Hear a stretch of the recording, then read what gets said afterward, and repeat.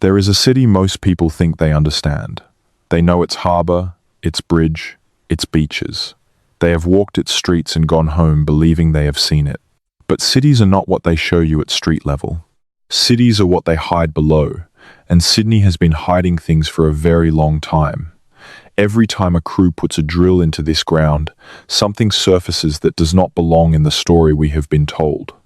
Something written into a site report, filed in an archive, and left there while the concrete goes back in and the street above is repaved and life continues. This is a video about what those finds suggest, taken together when you are willing to sit with the question long enough to feel its weight. If you are watching this to fall asleep, that is exactly why I make these videos. Maybe subscribe and let me know where you are right now and what time it is. There is a way of studying a city that most historians never use. It does not involve the archives of famous institutions or the letters of prominent colonists. It involves the records that nobody intended to keep, the marginal notations in engineering surveys, the footnotes in geotechnical reports, the brief paragraphs that appear in field journals before someone more senior decided they were irrelevant and left them out of the final document. It involves the accounts that workers gave to local newspapers in the days when newspapers printed what workers said, before the story was managed by public relations officers and institutional communications teams. And it involves following those marginal things not one at a time, as curiosities, but together, as a pattern, asking what they might mean when you refuse to look at them in isolation. Sydney has been generating exactly those marginal records since the earliest colonial surveys. Not continuously, not always in the same form, but with a consistency that, once you start looking for it, becomes very difficult to dismiss. The city sits on one of the most geologically stable foundations in the world. Hawkesbury sandstone, formed approximately 230 million years ago in a vast river system that no longer exists, is the bedrock beneath most of the Sydney Basin. It is hard, self-maintaining, consistent in its composition across extraordinary distances, and it does not produce natural voids of any significant regularity. This last point matters. When surveyors and engineers encounter a void in Hawkesbury sandstone, they know what they are looking at is not a natural geological process. The rock does not dissolve the way limestone does. It does not erode from within, the way softer sedimentary formations do. A void in Hawkesbury sandstone is an absence that requires explanation, and the explanations that have been offered across the decades of Sydney's recorded construction history have not always been satisfying. We will come to the specific discoveries in a moment, but first, there is a context worth establishing, because without it, the individual finds remain isolated curiosities rather than what they actually appear to be, which is a distributed record of something that happened in the Sydney Basin before anyone now alive was here to witness it. The earliest confirmed human presence in the Greater Sydney region has been dated to somewhere between 30,000 and 40,000 years before the present. Those dates come from archaeological work at sites in the Blue Mountains and in the coastal sandstone country south of the harbour, and they represent not the beginning of human activity in the basin, but the earliest points at which physical evidence has been recovered and tested. There are researchers who believe the actual occupation extends considerably further back, and the genetic and archaeological picture that has emerged from work across the continent over the last 20 years would support a presence in the Sydney region of at least 50,000 years, possibly longer. What people were doing here during those 50,000 years, what structures they built, what modifications they made to the landscape and to the rock, what systems they developed for moving through and living in an environment that would have been substantially different from what the first European surveyors encountered, all of that is largely unknown. Not because the evidence does not exist, but because for most of the period during which people have been actively excavating Sydney, the question of what might have been here before the colonial period was not considered a serious research question. It was treated, when it was considered at all, as settled. The assumption was that the pre-colonial landscape was essentially unmodified, that the people who had lived here for tens of thousands of years had left the physical environment largely as they found it, and that anything unusual encountered during construction work had some other, more prosaic explanation. That assumption shaped what was recorded, what was investigated, what was preserved, and what was quietly covered back over and forgotten. It also shaped what was never asked. And in the history of Sydney's underground, the questions that were never asked turn out to be at least as significant as the ones that were. The construction of Sydney's modern infrastructure began in earnest in the second half of the 19th century. Sewers, water mains, gas lines, telegraph conduits, the early railway tunnels through the city's sandstone ridges. This was the period when the ground beneath Sydney was opened up systematically for the first time, when the machinery of a growing colonial city required that the rock be cut and the soil be shifted on a scale that had not previously been attempted. The workers who did that cutting and shifting were predominantly Irish, a fact worth noting not because of any romanticized notion about Celtic intuition, but because the Irish working class of that period had a cultural tradition of oral record-keeping that was both detailed and persistent. When an Irish tunneler in Sydney encountered something unexpected in a tunnel face, he was more likely than not to tell someone about it, and the person he told was more likely than not to tell someone else, and the story would eventually reach a journalist, or a politician, or a church official, or someone else who might write it down. Not always, not reliably, but often enough that the archive of 19th century Sydney newspapers contains a scattering of accounts that do not fit neatly into the story of a city being built on an empty foundation. One of the earliest and most consistently cited of these accounts appears in a survey conducted by a colonial engineer named Thomas Ashford Kenny in the winter of 1862. Kenny was working on a preliminary route assessment for a proposed extension of the Circular Quay sewerage system, which at that point had been under intermittent construction for about a decade. His brief was to determine the most practical routing for a collector main that would serve the western side of the early CBD, and his methodology was largely conventional for the period. Surface observation, soil probing, and the use of local knowledge from workers who had been on the ground in the area for some years. What Kenny described in his field notes, which survive in a partial form in the State Records Authority of New South Wales archive, was an encounter approximately 4 meters below the modern surface of what is now a section of the Western Rocks district, in an area that has since been substantially redeveloped multiple times. He was using a hand-operated drill to test the rock profile when the drill dropped unexpectedly through approximately 1.5 meters of what he initially described as hollow, before hitting solid rock again below. He enlarged the probe hole sufficiently to lower a lantern, and what he saw by its light he described in his field notes, with the careful qualification of a man who did not wish to sound foolish in an official document, as an enclosed space of some regularity that did not match any natural geological feature of the sandstone formations he was familiar with.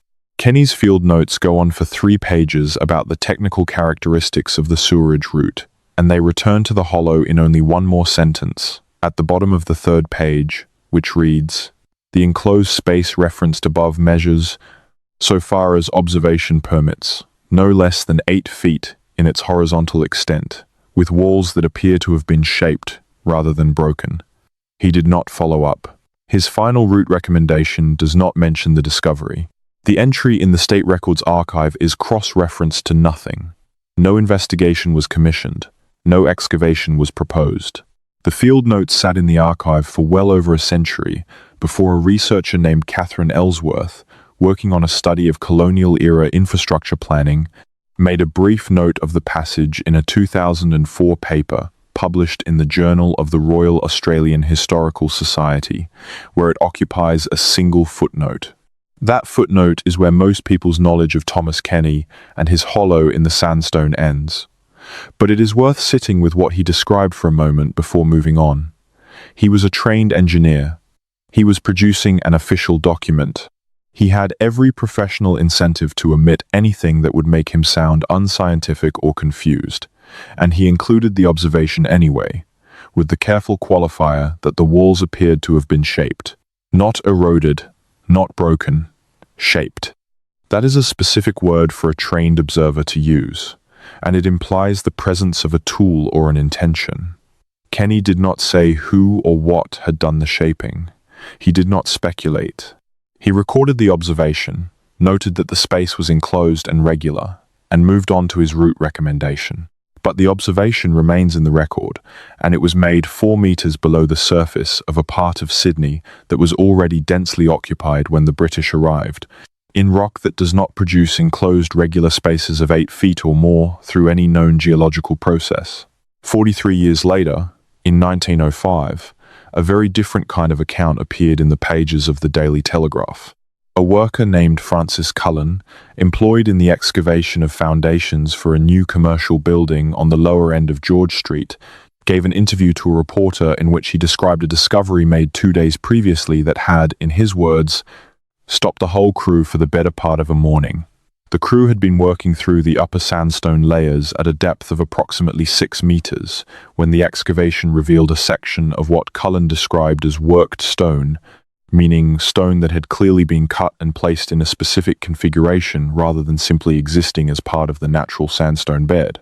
The worked stone formed what he described as a partial wall or facing, oriented at a consistent angle to the surrounding natural rock, with joints between individual stones that were tight enough, in his phrase, that you could not get a knife blade into them. The facing ran for a distance he estimated at approximately 20 feet before disappearing back into the undisturbed rock face at both ends, suggesting either that it extended further into territory the excavation had not reached, or that it was part of a larger structure whose other elements remained buried.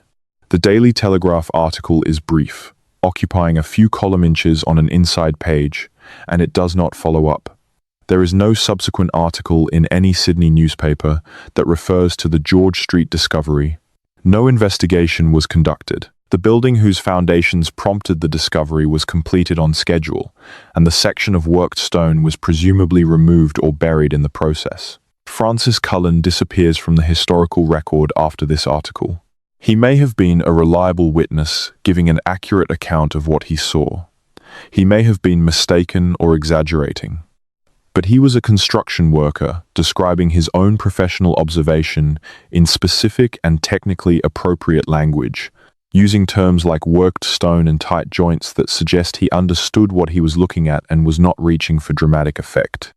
These two early accounts share something with essentially every subsequent discovery of their kind in Sydney's construction history. They were recorded once, in a context that suggested their recorder considered them worth noting. They were not followed up by any official body. They were not incorporated into any broader framework of investigation or inquiry. And they were, for practical purposes, forgotten, until someone looking for something else happened to encounter them in an archive or a newspaper file and noted them briefly before moving on to their actual subject. The pattern is not one of active suppression, in the sense of anyone deciding that these things needed to be hidden. It is something quieter and in some ways more effective than suppression.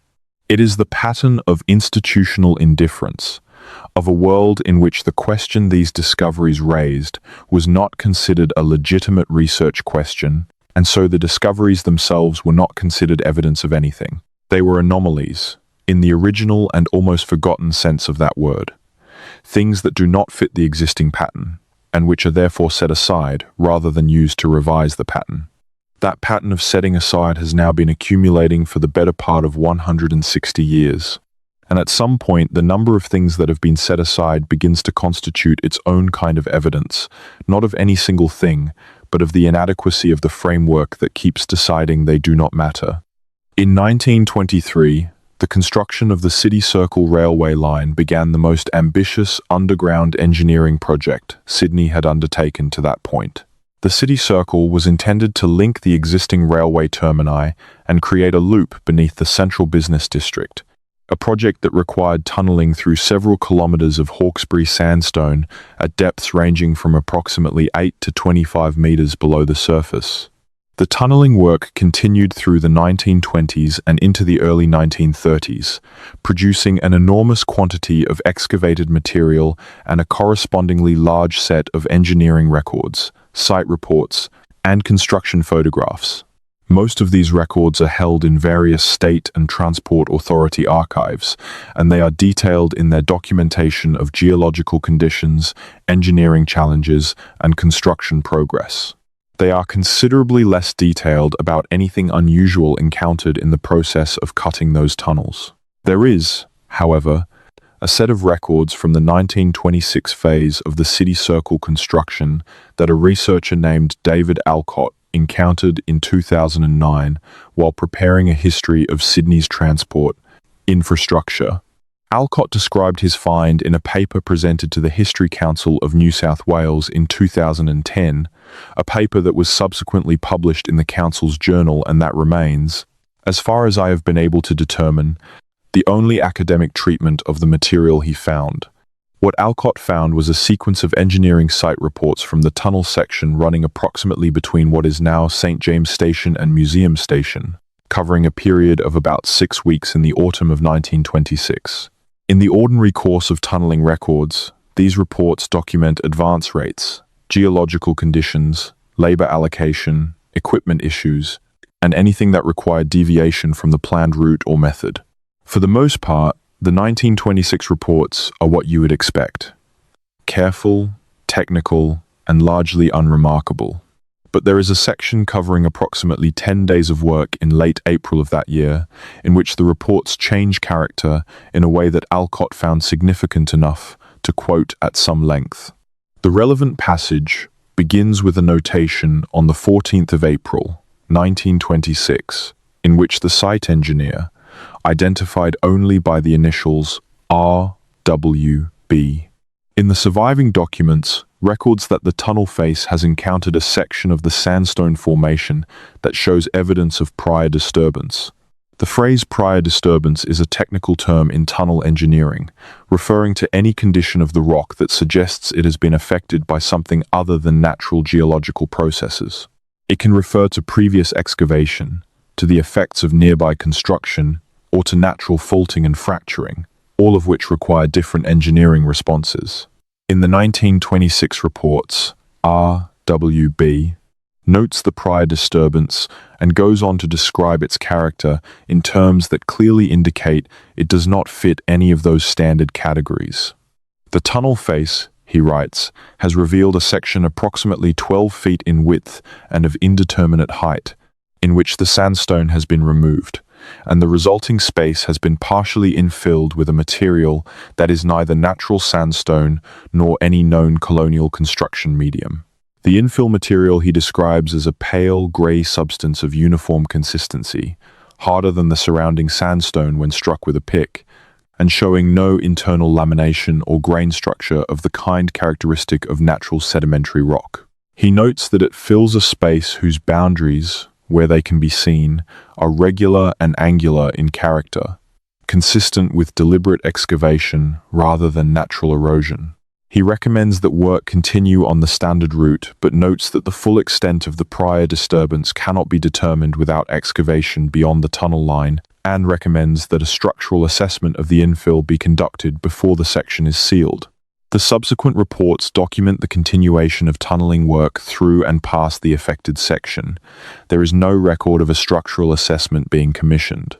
There is no analysis of the infill material.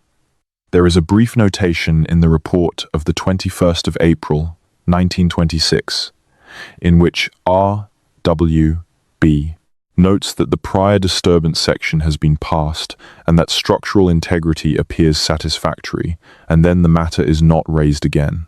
Alcott's paper does not overstate what the records show. He is careful to note that the infill material, described by RWB, could have multiple explanations, that colonial construction in the area had made use of various mortar and concrete compounds, some of whose characteristics might match the description, and that prior disturbance in tunnel engineering records covers a wide range of conditions. But he also notes, quietly, that the combination of features described by RWB, the regular angular boundaries of the disturbed section, the uniform pale infill material without natural grain structure, and the absence of any connection to known colonial infrastructure, is not consistent with any of the standard explanations for prior disturbance in City Circle tunnel records from the same period, and that no explanation for the feature was ever recorded or sought. It is worth pausing on that last point. An engineer encountered something in a tunnel face that he could not explain, and that did not match any known category of feature. He documented it carefully. He recommended that it be investigated further. it was not.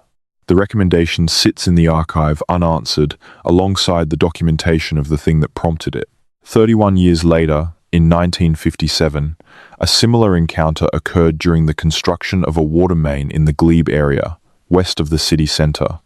This one was documented not in an official engineering report, but in a letter written by a foreman named Walter Briers to his brother in Adelaide, a letter that survived because the brother kept it, and it eventually made its way into a collection of family papers donated to the State Library of New South Wales. The Briers letter is not a technical document and makes no pretense of professional formality.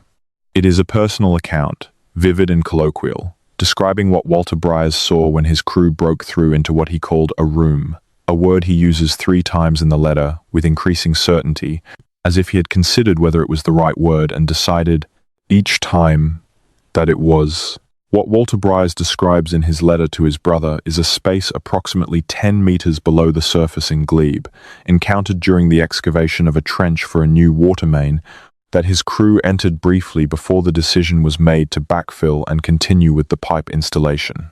The space, he writes, was maybe 15 feet across and maybe 8 high, with walls that went up straight as a carpenter's square and a floor you could have swept clean with a broom. The walls were sandstone, the same sandstone as everything around it, but they had been worked, in his word, meaning they were flat and smooth, rather than rough and irregular in the way that broken sandstone is, and they met the floor at a right angle that he describes as sharper than anything his crew had cut in months of trenching. There was nothing in the space. No objects, no materials, no indication of what it had been used for. There was, he writes, a smell, which he describes as old, and which he notes was not the smell of sewage or decay, but something else, something that reminded him of the inside of an old stone church, cool and mineral and very still. The crew was in the space for perhaps 20 minutes, he writes, before the site supervisor came down to have a look and then made the decision to seal it and move on. Walter Briers does not record the supervisor's reasoning, and the letter does not suggest that anyone was particularly troubled by the decision. It was a water main job. The schedule was the schedule.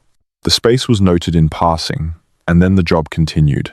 At the end of the letter, almost as an afterthought, Briers adds that the supervisor told the crew not to mention it to anyone, a detail he passes on to his brother without apparent concern or curiosity, as if the instruction were a perfectly routine part of the day's work. The instruction, not to mention it to anyone, is a phrase worth sitting with. It does not necessarily imply anything more sinister than a site supervisor not wanting his crew to cause a delay by turning an unusual find into a public event. Construction sites are full of informal understandings about what gets reported and what gets quietly absorbed into the routine of the job. But it does mean that whatever Walter Briers and his crew encountered in Glebe in 1957, the formal record of that day contains no trace of it.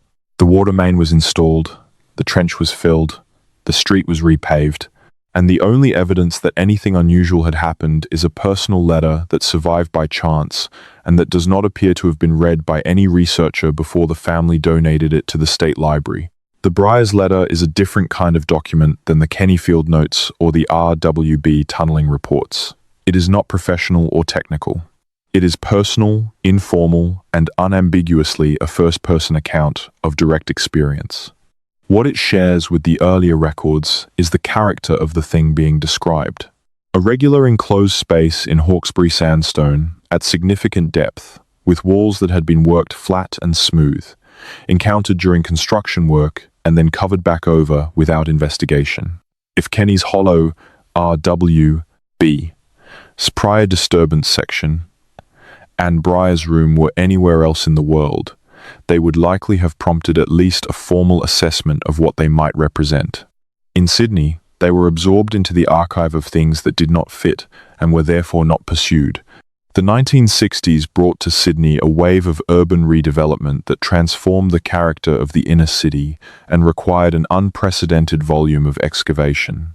The demolition of large portions of the old working-class districts, particularly in Woolloomooloo, Glebe, Pyrmont, and the inner west, combined with the construction of the new expressway system, produced thousands of trench sections and foundation excavations that cut through layers of colonial and pre-colonial ground that had not previously been opened. The construction records from this period are less consistently preserved than those from the earlier infrastructure projects, partly because of the sheer volume of work and partly because the regulatory environment for construction documentation was less rigorous in the 1960s than it subsequently became.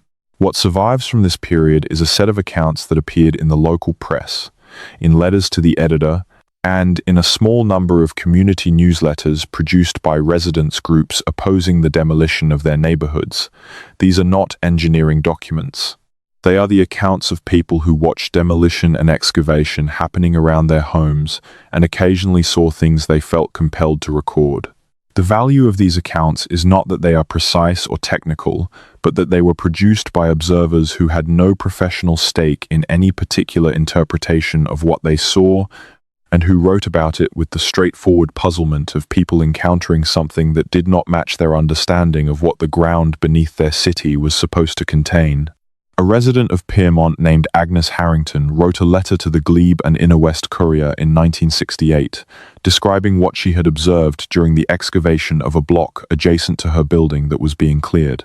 For new development, she had watched from her window for several days as the excavation proceeded, and on the third day, when the machinery had reached a depth she estimated at about 5 or 6 meters, she saw the excavator bucket break through into what she described as a hollow, and the machine stopped while several workers got down into the hole to look at it. She watched for about an hour before work resumed, and she writes that she went down to speak to one of the workers when the shift ended, and he told her that the hollow was a room, that there was more than one room actually, and that they ran along under the block for a ways before the walls started caving in from the weight above. The worker told her that the foreman had decided there was nothing structural about it, and that the demolition and excavation would proceed. He seemed, she writes, more interested in the fact than troubled by it, in the way that men who work in the ground become matter-of-fact about what they find there. Agnes Harrington's letter was published in the local paper, and there is no indication that it prompted any further investigation or any response from the construction company or from the relevant municipal authority. It was a letter to the editor, not a formal complaint or a preservation request, and it was published in a local paper in a period when the general assumption was that old things could and should be cleared to make way for new ones. The rows of rooms that a worker told Agnes Harrington ran along under a Piermont block in 1968 have not, as far as any surviving record indicates, been described by anyone since. It is important to be precise about what these accounts do and do not establish. They are not controlled observations. They are not the products of archaeological method. They do not come with measurements or photographs or material samples. They are what they are. The records of people who saw things they did not expect to see, described in the terms available to them, and then mostly forgotten. Any single one of them could be explained away without difficulty. A construction worker misreading a natural geological feature, a resident misunderstanding what she saw from an upstairs window, an engineer being imprecise in his field notes. These are not impossible explanations. They are, in fact, the default explanations, the ones that the institutional record implicitly endorses by not pursuing any alternative. But the accounts do not accumulate into a random scatter of unexplained things. They accumulate into something with a shape. The shape is this: regular enclosed spaces, in Hawkesbury sandstone, at depths that place them below any known colonial construction, with walls that multiple independent observers across multiple decades describe using the same vocabulary: worked, shaped, smooth, straight, right-angled. That vocabulary is not the vocabulary of natural geology. It is the vocabulary of construction. And the consistent depth placement of these features, which ranges from approximately 4 meters to approximately 12 meters in the various accounts, puts them in a range that is below the reach of colonial sewerage and water infrastructure for most of the relevant periods, and certainly below anything that was routine colonial construction practice in the 1860s. There is something else worth noting about the depth range. The Sydney Basin has accumulated surface sediment over time, and the rate of that accumulation has not been uniform. In areas close to the harbour, particularly in the Rocks District and the area around Circular Quay, there has been substantial infilling and land modification since the colonial period, which means that what is now 4 meters below street level may have been considerably shallower, or may have been at surface level at some earlier point in the basin's history. In the Pyrmont and Glebe areas, the geology is somewhat different, with softer sedimentary deposits above the sandstone, and the relationship between surface level and rock depth has changed considerably over the millennia as sea levels rose and fell and sediment accumulated. This matters because it means the depth of the features in the historical accounts cannot be read simply as a depth below some fixed datum. They are depths below the current surface, which is itself a product of a particular geological and anthropogenic history. In 2012, the New South Wales government approved the construction of the Sydney Metro Northwest, a new underground railway line that would involve tunnelling through approximately 15 kilometres of sandstone beneath the northern part of the city. The project began construction in 2014 and involved some of the most technologically sophisticated tunnelling operation ever undertaken in Australia, using tunnel boring machines with real-time geological monitoring systems, continuous data logging, and a team of engineering geologists who reviewed every metre of tunnel progress as it was recorded. The Metro project generated an enormous quantity of geological data, much of which has been made available in various public and technical documents. In the publicly released geotechnical data from the Metro Northwest tunnels, there is nothing unusual. The geological reports describe Hawkesbury sandstone of the expected character, with the normal variations in joint density, rock strength, and water permeability that any experienced tunneling engineer would predict. There are no references to enclosed spaces, worked walls, or prior disturbance sections of the kind described in the City Circle records from 1926. This is what you would expect to find if there is nothing unusual in the Sydney sandstone, and it is also what you would expect to find if the data reporting process is structured in a way that filters out observations that do not fit standard geological categories. The real-time monitoring systems used in modern tunnel boring machines are optimized to detect the things that matter for engineering purposes. Changes in rock strength, water ingress, ground movement. They are not optimized to flag regular enclosed spaces, and the engineers reviewing the data stream are looking for engineering problems, not archaeological anomalies. This is not a criticism of the engineers or the process. It is an observation about what any data collection system can and cannot see, and it is relevant to the question of what the metro tunnels might have encountered that the data stream would not have flagged. There is one document from the Metro Northwest project that is worth spending time on. It is a geotechnical assessment report from 2015, produced by a contractor whose name appears in the public project documentation, covering a section of tunnel in the Hills District area. The report is largely standard in its character, documenting rock type, joint frequency, compressive strength, and other standard parameters. But on page 37 of the document, in a section covering a particular tunnel drive segment, there is a paragraph that reads as follows. The tunnel face in this segment encountered a zone of material at chainage, approximately 447 meters, that is inconsistent with the expected Hawkesbury sandstone profile. The zone extends for approximately 6 meters of tunnel advance and is characterized by a pale grey cemented material with high compressive strength and no visible sedimentary structure. The material does not match any known natural formation in the regional geology and does not correspond to any mapped colonial or modern construction feature at this depth. The zone boundaries are defined, angular, and appear to intersect the tunnel line at approximately 30 degrees. Structural integrity of the zone is adequate, and no remedial action is required. The nature of the anomalous material remains undetermined. The report concludes with this paragraph and does not return to the anomalous material. There is no record of any further investigation being conducted. The segment in question was completed on schedule, and the tunnel through it is now in regular service. The nature of the anomalous material remains undetermined. That sentence is sitting in a report that has been available in the public domain since 2015, and in the 9 years since it was written, no researcher has, to the best of my knowledge, used it as the basis for any investigation, request, or inquiry. It describes something that a professional engineer, using sophisticated monitoring equipment in a modern tunnel, encountered and could not explain. It describes that thing in language that is precisely analogous to the language used by RWB.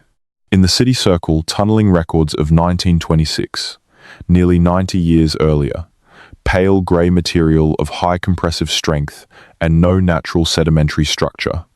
Regular, angular boundaries. Encountered at depth, in sandstone, with no connection to any known construction. These two accounts are separated by nearly a century of technological advancement in tunneling, geological monitoring, and data collection. The engineer using a 19th century hand drill and a lantern describes something that the engineer using a 21st century tunnel boring machine with real-time data logging also described. They use different technical vocabularies, but the underlying observation is the same. Something is in the sandstone beneath Sydney that does not belong there according to any known category of natural or colonial feature. Something with a pale grey, high-strength, structureless composition. Something with regular, angular boundaries. Something that sits at depth, apparently contained within the surrounding rock, and that gets noted in the record and then not pursued. Across the street from where one of these metro tunnels was bored, there is a sandstone outcrop that has been there since long before the suburb around it existed. The outcrop is unremarkable in the way that Sydney sandstone often is, warm-coloured, layered, worn smooth by a century of suburban contact. People walk past it every day without looking at it. But if you look at it carefully, particularly at the section closest to where the excavation crews were working in 2015, there is a groove in the rock face at about head height that runs horizontally for about 1.5 meters before disappearing into the part of the outcrop that is obscured by a fence post. The groove is very regular. It is about 2 centimeters wide and perhaps 1 centimeter deep, and its edges are sharp rather than weathered. It looks, if you allow yourself to consider the possibility, like the kind of mark a tool would make if it were being used to work sandstone. It could be the result of a dozen mundane things. It could be the mark of a colonial-era fencing tool or a surveying instrument. It could be weathering along a particularly weak lamination plane. It could be graffiti cut by a bored teenager 100 years ago. But it is there.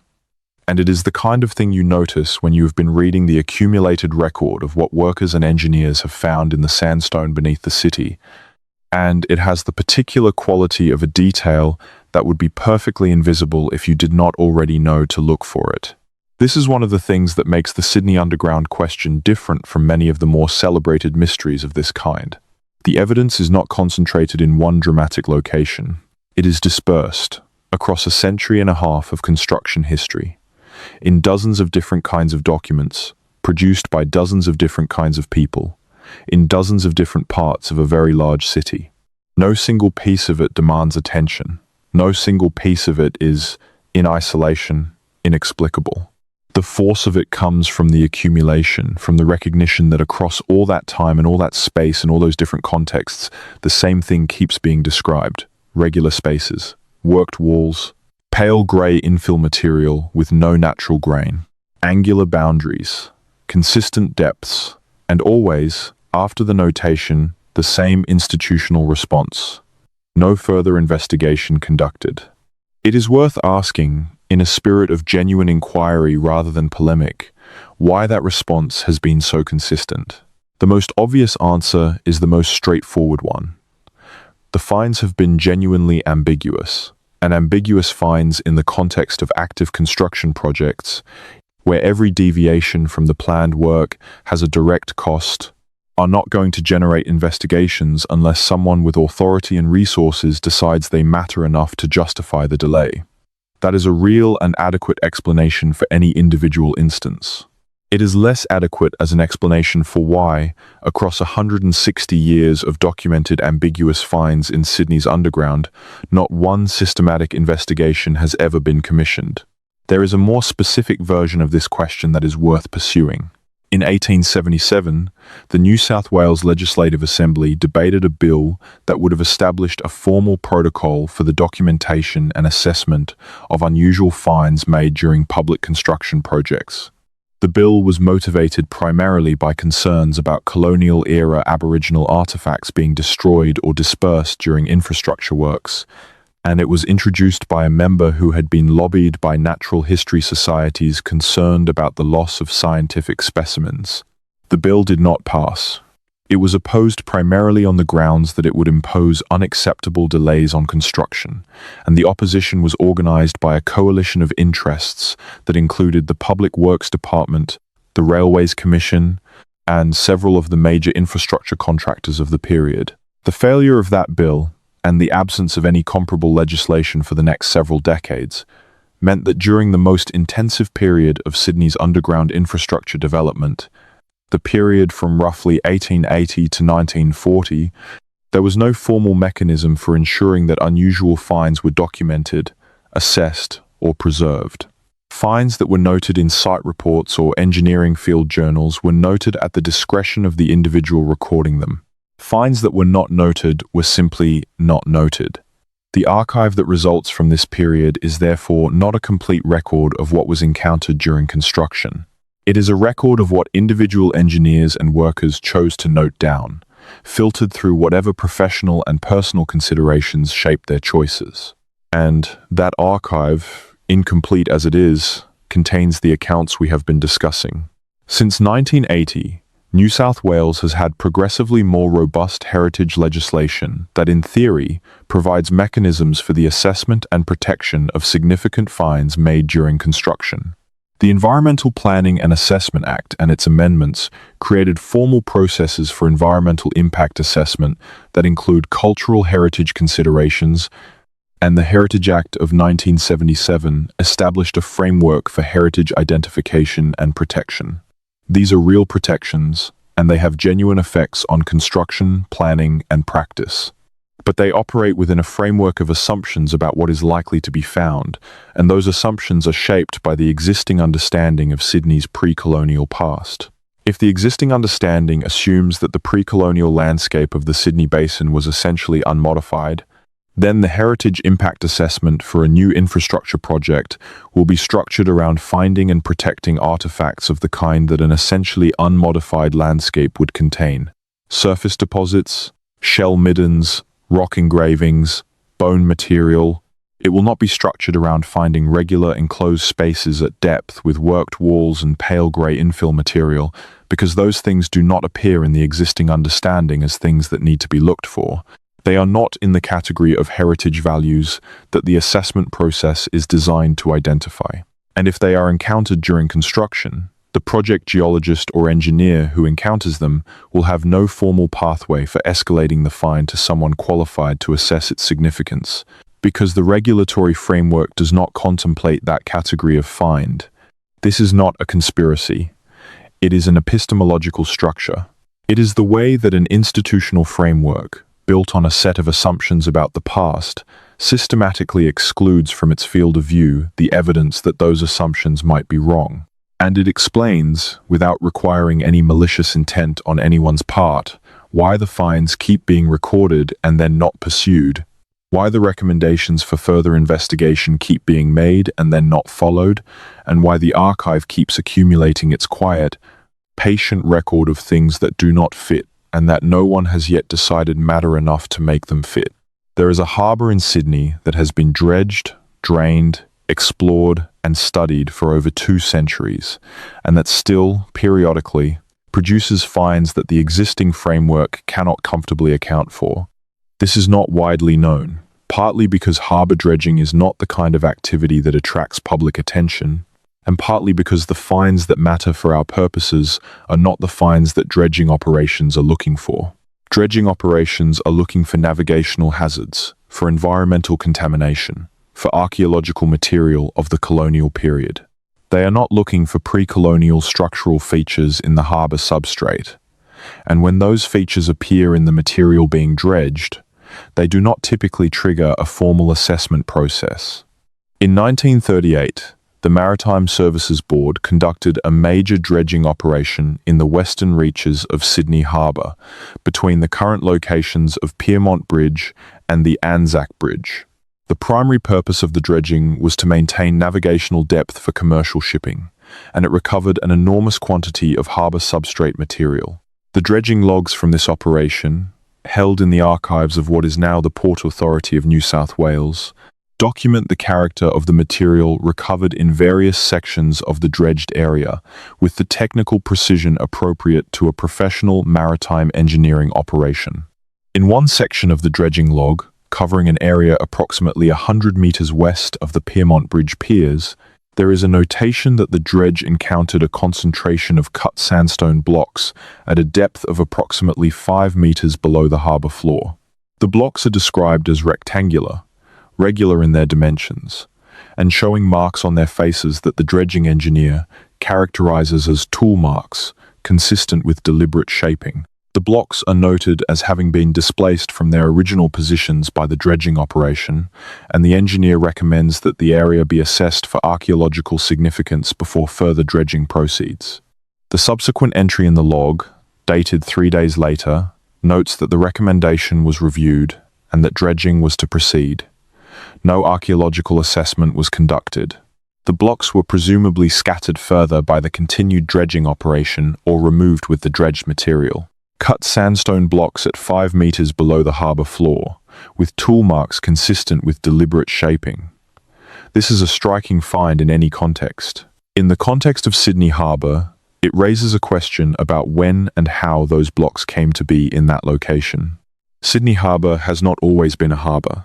During the last glacial maximum, approximately 20,000 years ago, sea levels were approximately 120 metres lower than they are today, and the area that is now the harbour was a system of river valleys.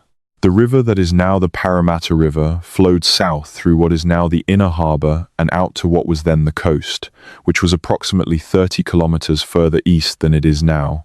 As the ice caps melted and sea levels rose, the river valleys flooded, creating the drowned valley system that is Sydney Harbour. At the lowest sea level stand of 20,000 years ago, the area where the dredging engineer found cut sandstone blocks in 1938 would have been several metres above the valley floor, in territory that was, if anyone was in the Sydney Basin at that time, potentially inhabitable land. The blocks at 5 metres below the 1938 harbour floor could, if they were originally at or near surface level during a period of lower sea level, represent a feature that is now entirely inundated. This is speculative. The blocks could have many other explanations, including colonial construction that was later submerged, or natural quarrying of the sandstone by river action at an earlier period.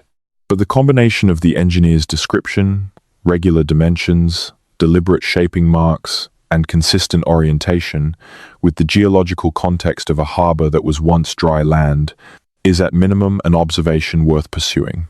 It was not pursued.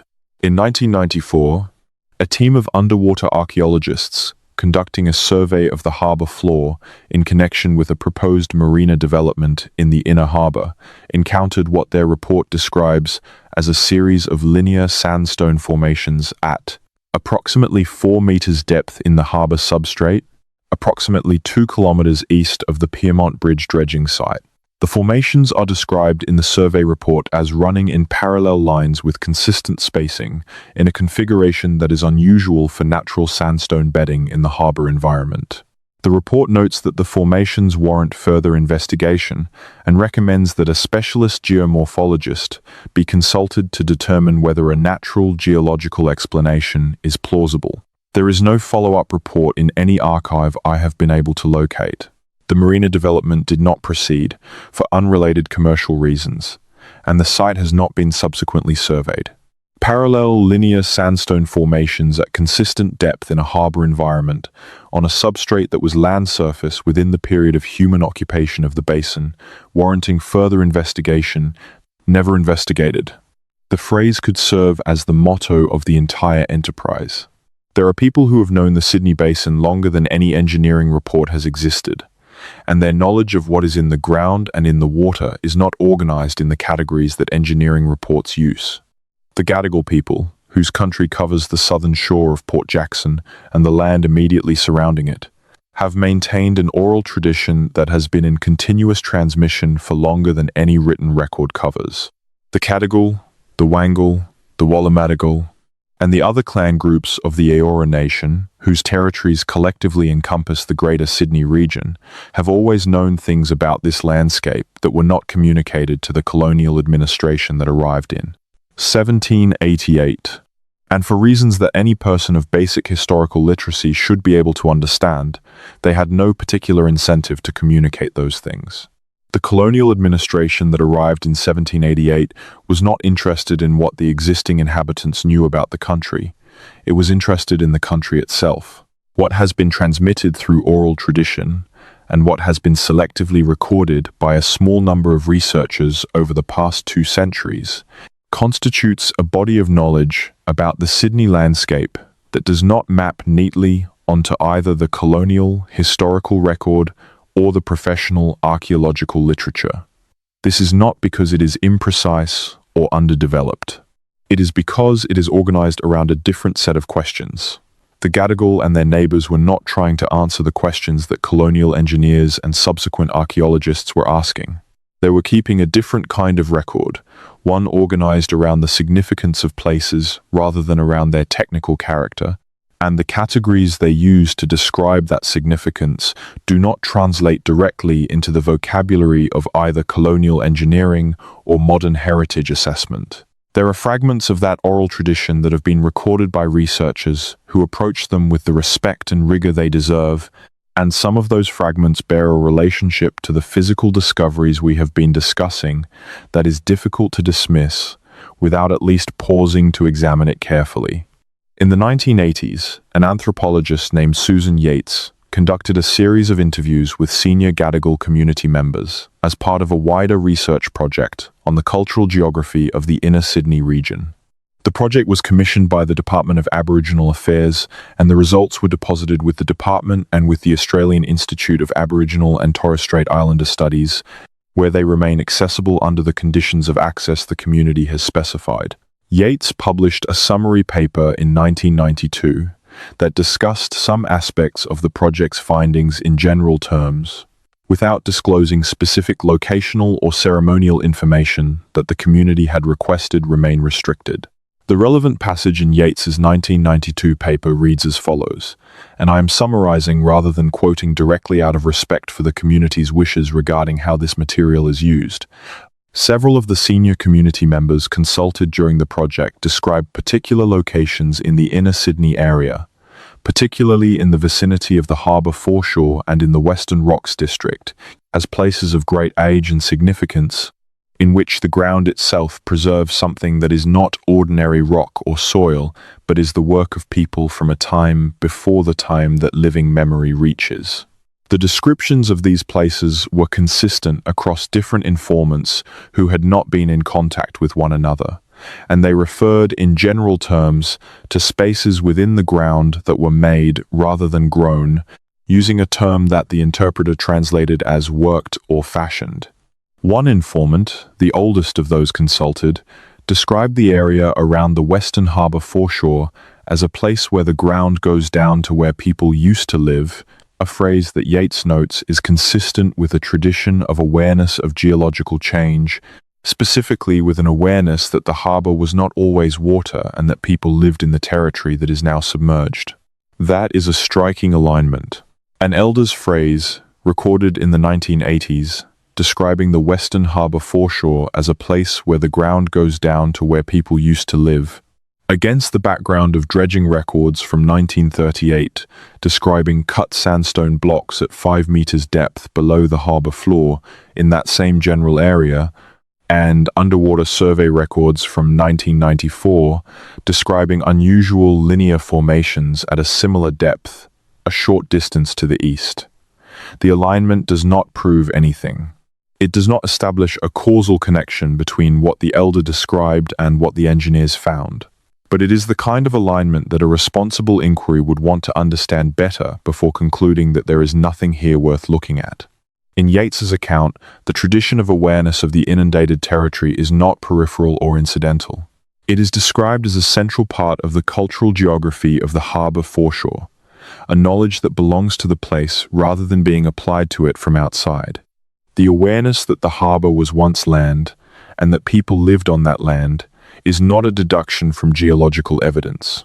It is a transmission from people who remember that the land was there, which means it is a tradition that has been in continuous transmission for at least 10,000 years, possibly considerably longer, covering the entire period during which the sea level rose from its glacial low point to approximately its present level. A tradition of that age and continuity is remarkable in itself. Researchers studying the oral traditions of Aboriginal Australians have identified multiple cases in which oral traditions accurately describe geological events, including sea level changes, volcanic eruptions, and the formation of specific landscape features that occurred thousands of years in the past and are confirmed by independent geological evidence. The work of researchers like Nicholas Reed and Patrick Nunn on what they have called oral geology has demonstrated that certain Aboriginal oral traditions have preserved accurate information about sea level change that extends back 7,000 years or more. The Sydney Harbour traditions described by Yeats appear to belong in this category, as traditions that encode real historical information about the past condition of a now inundated landscape. If that is the case, then the traditions do not only tell us that people knew the harbour was once land, they tell us something about what that land contained. The language of made spaces and worked places that Yeats's informants used is not the language of an empty landscape. It is the language of a landscape that had been modified, in which there were things that people recognized as the work of human hands, or at least of intentional agency, going back to a time before living memory reaches. And the consistency of that language across multiple informants who had not been in contact with each other suggests that it reflects a genuine tradition rather than the individual interpretation of any single speaker. The question of what was in the pre-colonial Sydney Basin and what happened to it during the colonial period and afterwards is one that the existing institutional framework is not well equipped to address. The heritage assessment processes are designed to identify and protect things that fit within the existing understanding of the past. The geological survey programs are designed to provide data relevant to engineering and resource extraction. The archaeological research that has been conducted in and around Sydney has produced a body of knowledge about the pre-colonial period that is genuinely valuable, but that has been shaped by the assumptions and resource constraints that govern academic research. Assumptions about what kinds of sites are likely to be significant, resource constraints that prioritize salvage archaeology over systematic survey, and institutional pressures that tend to produce studies of individual sites rather than pattern analysis across the basin.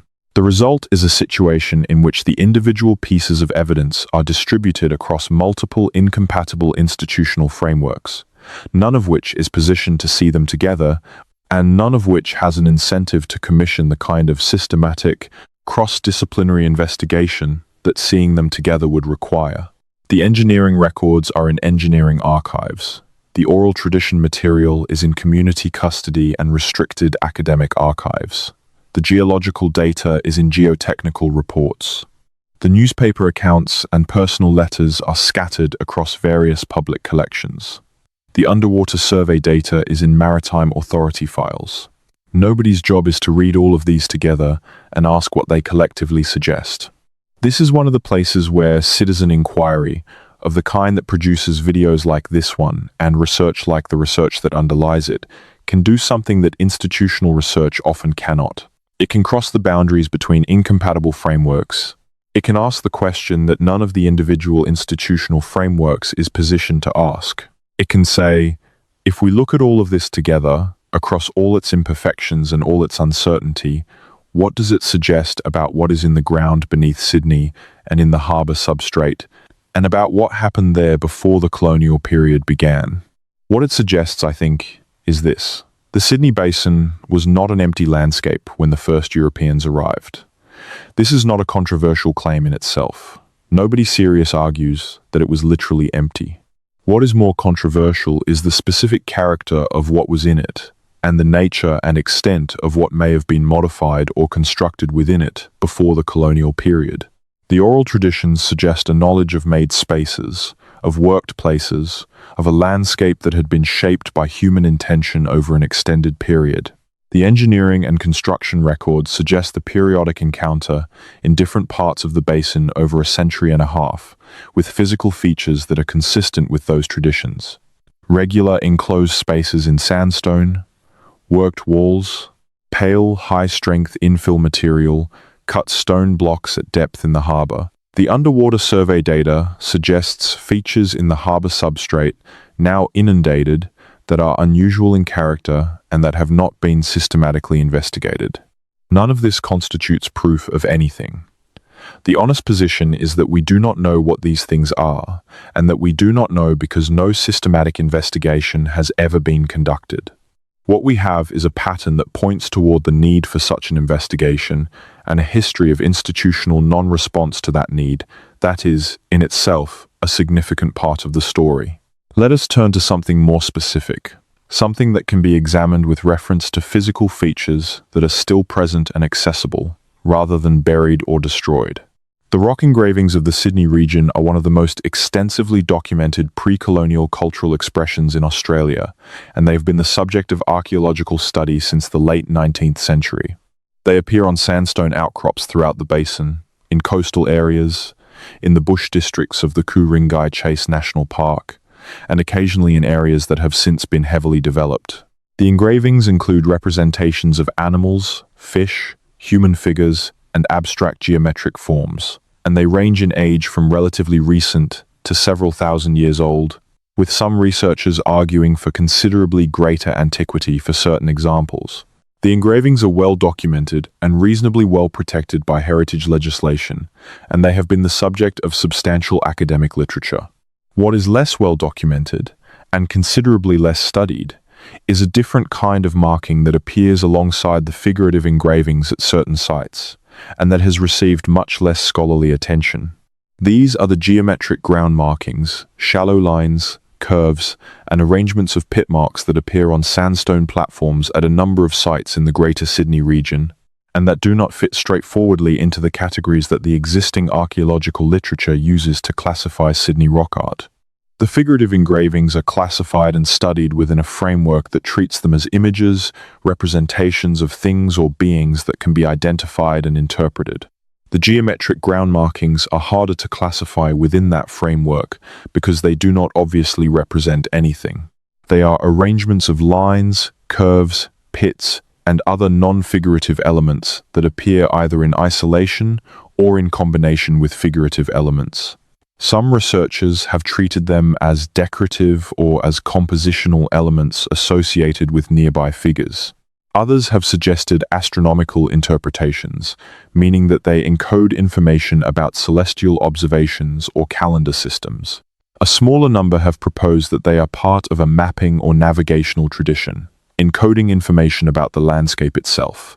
There is a site in the Northern Beaches area of Sydney, one that I will not name specifically because its location is not publicly known and the community has requested that it remain so, at which the geometric ground markings on a sandstone platform form an arrangement that several researchers, working independently and without knowledge of each other's conclusions, have noted as unusual. The arrangement covers an area of approximately 20 by 30 meters on a relatively flat sandstone surface, and it consists of a series of curved lines, pit marks, and straight linear incisions that are distinct in character from the figurative engravings at the same site. The figurative engravings at the site are weathered in the way that old sandstone engravings typically are, with rounded edges and a surface patina that indicates considerable age. The geometric markings are similarly weathered, and where they can be directly compared to the figurative engravings, they appear to be at least as old and possibly older.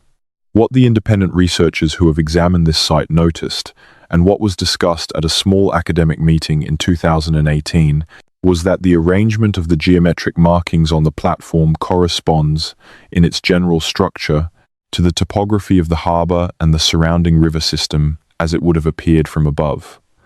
The curved lines appear to trace the general form of the harbour shore and the lower Parramatta River valley. The concentration of pit marks in particular areas of the arrangement corresponds approximately to locations where streams enter the harbour or where significant topographic features, including what is now inundated terrain, occur. The linear incisions run between clusters of pit marks in ways that correspond approximately to routes between significant landscape features. This is an interpretive claim, and it should be treated with appropriate caution. Reading a topographic map into a pattern of marks on a sandstone surface is an exercise that can produce correspondences where there are none if the reader is looking for them. The researchers who examined the site were aware of this risk, and the discussion at the 2018 meeting was cautious about overstating the degree of correspondence.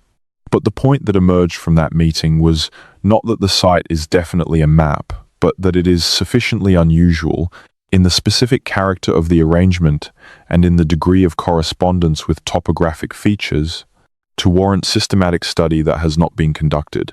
One of the researchers at that meeting, a geographer from the University of New South Wales, noted that if the arrangement is in fact a topographic representation, it would necessarily include information about the pre-inundation landscape, because the harbour as it appears in the arrangement includes features that correspond to what is now underwater.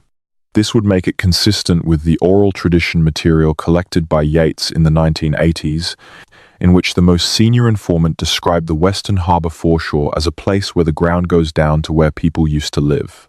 A representation that includes the pre-inundation landscape in its topographic scope is a representation made by someone who knew that landscape, which means it was made at a time when the sea level was lower than it is now, or made by someone who inherited detailed knowledge of what the landscape looked like when the sea level was lower. This is worth pausing on. The harbour reached approximately its current level between 7,000 and 5,000 years ago. Before that, the sea level was rising, and the shoreline was advancing inland as the Pleistocene ice sheets melted. If the geometric arrangement on the sandstone platform was made at a time when its maker could directly observe the landscape it represents, including the river valleys and terrain features that are now submerged, then it was made more than 5,000 years ago, and possibly considerably more than that, depending on which features of the putative topographic representation correspond to which landscape features. 5,000 years before the present would place the making of the arrangement in the early Holocene period. 10,000 years before the present would place it in the late Pleistocene, at or near the end of the last glacial period. Either of these dates is within the range of human occupation of the Sydney Basin. Either of these dates would make the arrangement, if the topographic interpretation is correct, one of the oldest topographic representations ever documented anywhere in the world. And either of these dates would situate its maker in a period when the landscape of the Sydney Basin was substantially different from what it became when the sea level reached its current level, a period when the territory that is now the harbour floor was inhabited, land on which people lived, built things, and moved between places in ways that the oral tradition remembers and the engineering records. When they accidentally break through into, tentatively describe, there is a related observation about the acoustic properties of certain sandstone chambers and shelters in the Greater Sydney area that is worth including here, not because it constitutes evidence of anything particular, but because it adds a dimension to the picture that seems relevant to any serious inquiry into what the pre-colonial landscape of the basin contained. Acoustic archaeology is the study of the acoustic properties of ancient sites and the role that sound may have played in their selection, use, and significance. It emerged as a serious research area in the 1990s, following the publication of work by French researchers examining the acoustic properties of Paleolithic cave sites in Europe, and it has since produced a substantial body of evidence suggesting that the acoustic characteristics of certain sites were not incidental, but were a factor in their selection for ceremonial or habitation use. The decorated sections of European cave art sites tend to be located in parts of the cave with particularly resonant acoustic properties. The large stone structures of Neolithic Europe are frequently associated with acoustic effects that would have been significant during ceremonial use. The relationship between sound, place, and significance appears to be a widespread feature of human cultural geography rather than the product of any particular tradition or region. In the Greater Sydney area, certain sandstone chambers, overhangs, and enclosed spaces exhibit acoustic properties that are unusual relative to the surrounding landscape. The most studied of these are in the cave art regions of the Ku-ring-gai Chase National Park, where researchers have documented chamber resonance effects that amplify sound at particular frequencies and that produce distinctive reverberation patterns. The work of acoustician David Clayton in the period from 2000 to 2005 documented a number of sites in the northern beaches and Ku-ring-gai area where the acoustic properties of enclosed sandstone spaces appeared to be related to the placement of figurative engravings, with the most densely engraved surfaces frequently corresponding to the areas of highest acoustic amplification. Clayton's work is careful and preliminary, and he is explicit about the limitations of his methodology and the uncertainty of his conclusions. But the pattern he documented is consistent with the broader findings of acoustic archaeology, and it suggests that the selection and use of sandstone spaces in the Sydney region was influenced by acoustic considerations in ways that have not been fully understood. The relevant point for our purposes is this: if the selection of spaces for engraving and ceremony was influenced by acoustic properties, then the people who used those spaces were paying close attention to the physical character of the sandstone environment in ways that go beyond the straightforward use of natural shelters. They were working with the rock in the broader sense, choosing specific locations for their properties, modifying the surfaces for recording and ceremony, and developing a detailed, practical, and possibly scientific understanding of the sandstone landscape. A community that has been developing that kind of detailed understanding for 50,000 years or more is capable of things that a community of geological surveyors and infrastructure engineers arriving in 1788 with no knowledge of or interest in what had already been done here would not have been positioned to recognize. The worked walls and regular spaces that their successors have been stumbling across in engineering excavations for the past century and a half may be the physical remnants of a tradition of landscape modification and underground excavation construction that was far more extensive than anything the existing academic literature has considered, precisely because the existing academic literature has been working within a framework that assumed there was nothing extensive to consider.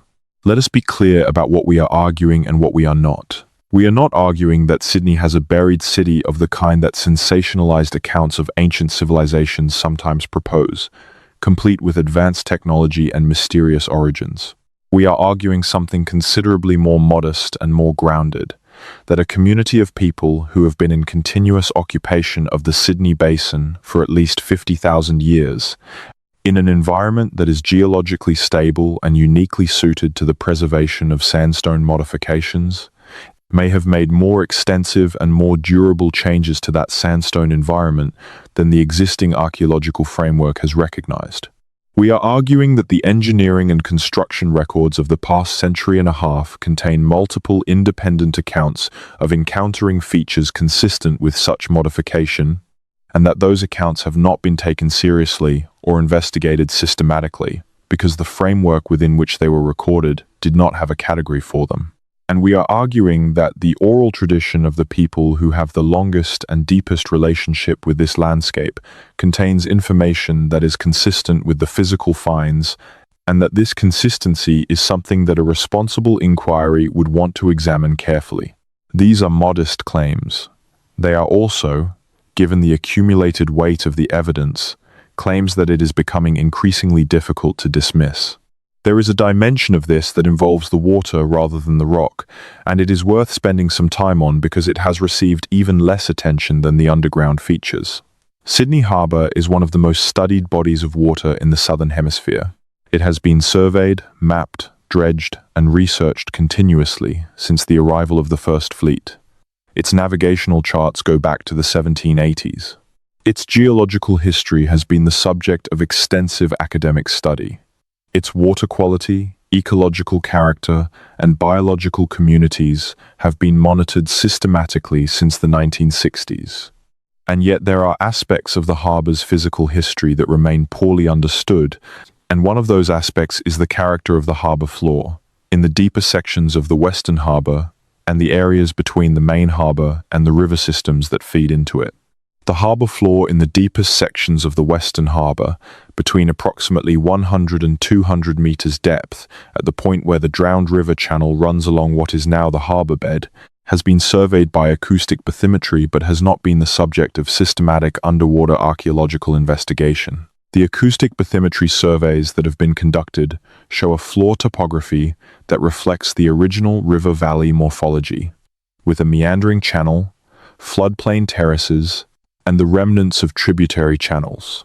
In some areas, the bathymetry shows features whose morphology is somewhat unusual relative to a purely natural river valley, with sections where the lateral banks of the channel are more regular than would typically be expected from natural erosion, and sections where concentrations of hard material appear on the valley floor at locations that do not correspond to natural rock outcrops. These are subtle features. They are not dramatic. They do not jump out from the bathymetric data in the way that a large submerged structure might. And without physical sampling and direct observation, there is no way to determine whether they represent natural geological features, colonial maritime infrastructure, or something else. But they are features that, against the background of the other evidence we have been discussing, would be worth investigating if an investigation were ever commissioned. The reason it has not been commissioned is partly the same institutional framework reason we have discussed. Underwater archaeology in Sydney Harbour has been conducted primarily with a view to colonial period maritime archaeology, shipwrecks, anchors, early harbour infrastructure. The framework does not contemplate the possibility that there is pre-colonial material on the harbour floor, partly because the standard academic position is that any pre-colonial material would have been so thoroughly disturbed by 2 centuries of dredging, shipping activity, and harbour modification that systematic investigation would be unproductive. This may be correct, but it is also a position that has never been tested, because no systematic pre-colonial focused underwater survey of the harbour floor has been conducted.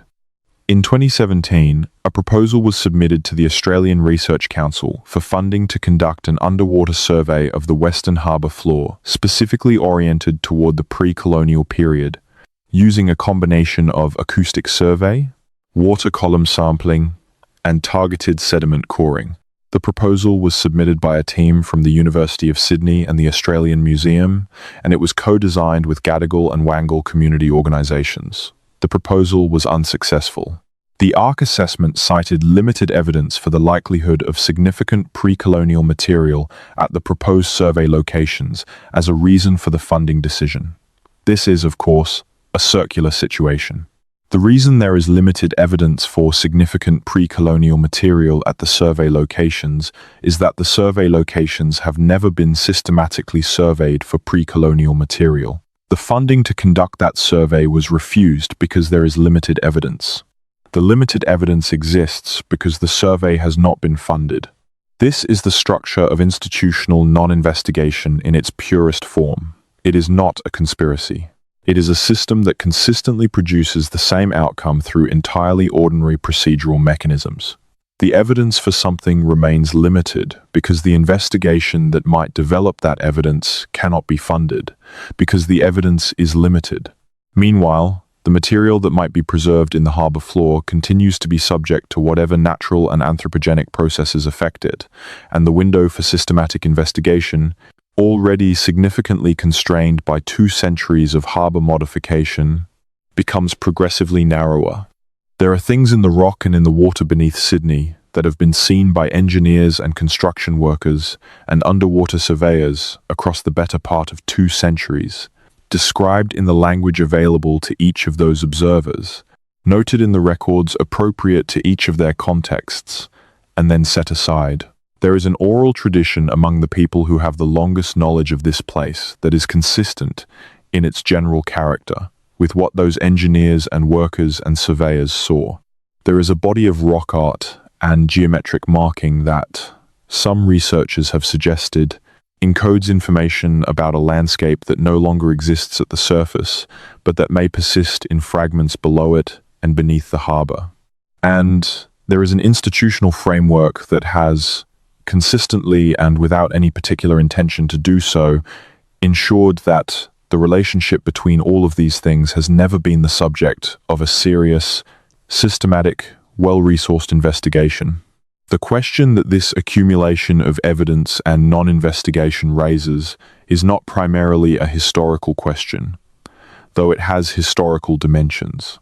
It is a question about knowledge, about how we decide what counts as evidence, about what institutional frameworks are capable of seeing and what they are constitutionally unable to see, and about what happens when the people with the deepest knowledge of a place and the people with the technical tools to investigate it are not in a relationship of genuine collaboration oriented toward the same questions. Sydney is not unique in this regard. Every city that sits on land with a long pre-colonial history has the same basic situation. An existing understanding of that history that was formed without adequate input from the people who hold the deepest knowledge of it, institutional frameworks for investigating and protecting that history that were built within the existing understanding, and an archive of anomalous finds that do not fit the existing understanding, and that have been set aside rather than used to revise it. What makes Sydney unusual is the particular character of what has been found, the consistency of the descriptions across very different types of observers over a very long period, and the specific geological character of the sandstone substrate, which is, as we have noted, a material that does not produce the kinds of regular enclosed features that have been repeatedly described through any known natural process. In 2021, a team from the University of Technology Sydney published a paper in the journal Quaternary Science Reviews that examined the Holocene sea level history of the Sydney Basin using a combination of sediment cores, pollen analysis, and archaeological site elevation data. The paper reconstructed the timing and character of sea level rise in the basin in considerably more detail than had previously been available, and its conclusion included a section on the implications for the distribution of archaeological sites in the basin. The paper noted that based on the reconstructed sea level history, a substantial proportion of the area occupied by people during the period from approximately 20,000 to 7,000 years before the present is now inundated, and that this inundated territory would include areas of known intensive occupation based on the distribution of contemporary sites at equivalent elevations. The authors recommended systematic underwater survey of the relevant portions of the harbour floor as a priority for future research. The paper received appropriate academic attention. It has been cited in subsequent literature. The recommendation for systematic underwater survey has not, as far as I have been able to determine, been acted upon. Let us step back from the specific finds and the specific institutional failures for a moment and think about what the Sydney Basin would have looked like at various points in the past, because the visual imagination of it is something that the engineering records and the academic literature tend to suppress. 50,000 years ago, when people were almost certainly already in the Sydney region, the climate was cooler and drier than it is now. The sea level was perhaps 70 meters lower, and the landscape that is now the harbour was a system of sandstone ridges and river valleys, partly forested and partly open, with the Parramatta River and its tributaries flowing south and east through what is now the inner harbour and out to a coastline that was considerably further east than it is today. The terrain was dramatic by any standard. High sandstone ridges dropping steeply into the river valleys, broad floodplains in the lower valley sections, and a coastline that would have been a substantially different environment from what the harbour provides today. People living in this landscape would have had an intimate knowledge of its character. They would have known its water sources, its sheltered valleys, its elevated lookouts, and the specific properties of its sandstone outcrops. Over tens of thousands of years, they would have developed patterns of movement through the landscape, patterns of resource use, and patterns of modification of the landscape for purposes of shelter, storage, ceremony, and the movement of people and materials. The sandstone of the Sydney Basin is, as we have noted, an unusually stable and workable material, hard enough to be durable over very long periods, soft enough to be worked with stone tools, and self-sealing in the sense that cut surfaces in Hawkesbury sandstone do not significantly deteriorate over long time periods in the way that softer rocks do. It is an ideal material for the construction of features intended to last. What those features might have looked like, what purposes they might have served, and how extensively they might have been distributed across the basin are questions to which we do not currently have answers. But the pattern of what has been found when people accidentally break through into the rock beneath Sydney, described consistently across a century and a half in the language of different professions and different periods, suggests that the answers might be considerably more substantial than the existing academic literature has yet considered. In the autumn of 2019, a water infrastructure crew working on a stormwater system upgrade in a suburb of the Inner West, a suburb whose name was provided to me but which I am not using specifically because the crew members involved asked me not to, encountered an anomaly at approximately 8 meters below street level that the crew supervisor described to me in a series of conversations over the following months. The supervisor, a civil engineer in his early 50s with about 20 years of experience in Sydney underground infrastructure work, is not a person given to dramatic interpretation of unusual finds. He has worked on water mains, stormwater systems, and gas infrastructure across the city, and he has encountered natural geological features that could be misinterpreted by someone less experienced. He knew what he was describing was not one of those. What he described was a section of sandstone wall at a depth of approximately 8 meters, with a surface that was smooth and flat in a way that natural sandstone does not produce. The wall ran at a consistent angle for approximately 3 meters of the trench section before the trench turned and the wall disappeared from view. It was vertical. Not nearly vertical, not approximately vertical in the way that naturally fractured sandstone sometimes presents, but genuinely vertical in the way that a constructed surface is. The base of the wall, where it met what appeared to be a floor surface, was at a right angle that he described as being as clean as anything his crew had cut themselves. The top of the wall was not visible within the trench. He photographed the section of wall with his phone before the trench was backfilled. He showed me those photographs.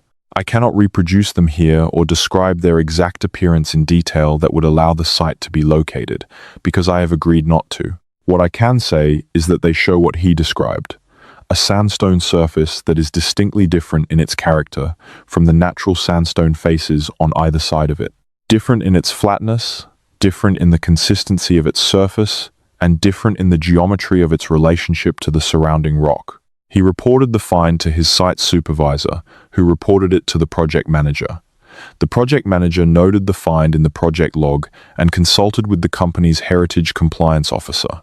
The heritage compliance officer determined that the feature did not match the description of any known heritage item in the relevant planning register, and that there was no basis for a formal heritage notification under the applicable legislation. The trench was backfilled and the stormwater work was completed on schedule. The photographs are on the civil engineer's phone. The site is now repaved. This is not a dramatic story. It is not the story of a dramatic cover-up or of a sensational discovery. It is the story of a person doing his job carefully and professionally, noticing something that did not fit, documenting it appropriately, reporting it through the available channels, and watching it be absorbed into the routine of a system that did not have a category for it. It is the same story, in miniature, that the City Circle tunneling records tell, and that the Piermont dredging records tell, and that the Glebe water main records tell. Different decade, different suburb, different infrastructure project, same outcome. There is something important about the fact that this story is still happening. The discoveries we have been discussing are not all historical. They are not safely in the past, where they can be treated as curiosities that we would handle differently now.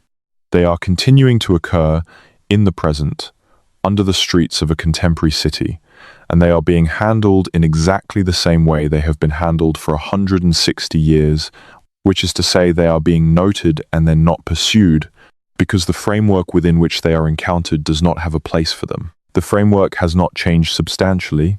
Despite all the advances in heritage legislation and archaeological method and geological science and community engagement that have occurred since Thomas Kenny drilled into his hollow in 1862, the formal structure of the framework has changed considerably.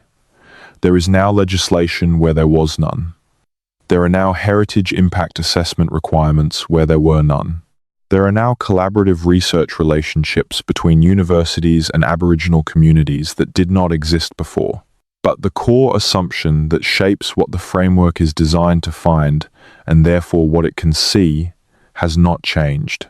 The assumption is that the pre-colonial landscape of the Sydney Basin was not significantly modified by its long-term inhabitants, and therefore that the engineering and construction work that has been cutting through that landscape for the past 2 centuries would not be expected to encounter features consistent with significant pre-colonial modification.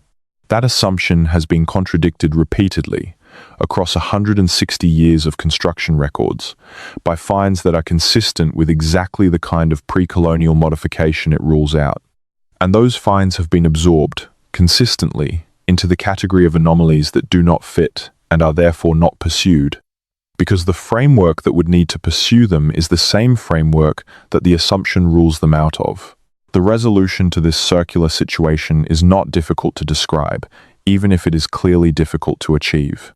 It would require a sustained commitment by research institutions and government agencies to take the accumulated record of anomalous finds seriously as a pattern rather than as a collection of individual incidents, to commission the kind of systematic, cross-disciplinary, community-led investigation that could actually test the hypothesis that the Sydney Basin contains significant pre-colonial subsurface modification, and to structure that investigation within a framework of genuine collaboration with the Gadigal, Wangal, and other Eora Nation communities whose knowledge of this place is the deepest and oldest available.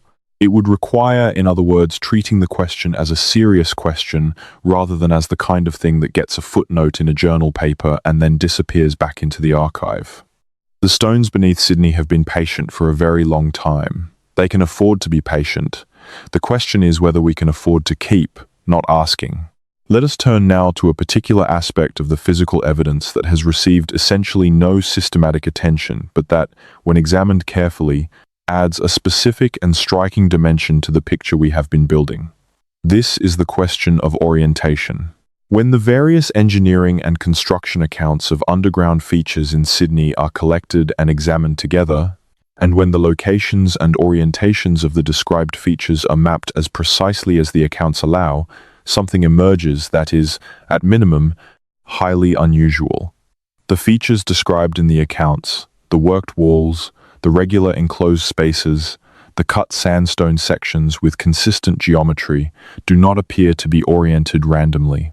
In the accounts where orientation is described or can be inferred from the context, the features tend to share a common directional alignment that runs broadly northeast to southwest, with a secondary alignment running broadly northwest to southeast. This observation needs to be treated with significant caution, because the accounts from which it is derived are not systematic observations. They are distributed across a long time period and multiple types of contexts, and the precision with which orientation can be inferred from them is limited. The Thomas Kenny Field Notes of 1862 do not specify orientation. The RWB, City Circle Tunneling Reports of 1926, note that the prior disturbance section intersects the tunnel line at approximately 30 degrees, which suggests but does not confirm a specific orientation.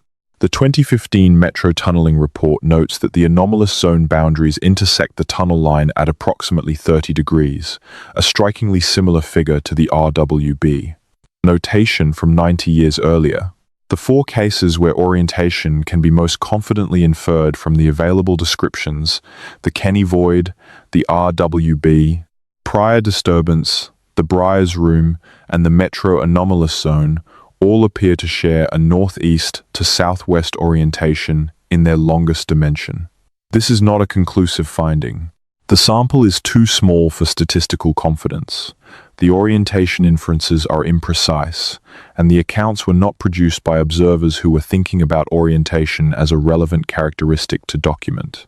But the pattern is there, and it is worth noting what a northeast to southwest orientation in the Sydney Basin means in astronomical terms. At the latitude of Sydney, which is approximately 34 degrees south, the summer solstice sunrise occurs approximately northeast of due east, at an azimuth of roughly 60 degrees, and the winter solstice sunset occurs approximately northwest of due west, at an azimuth of roughly 300 degrees.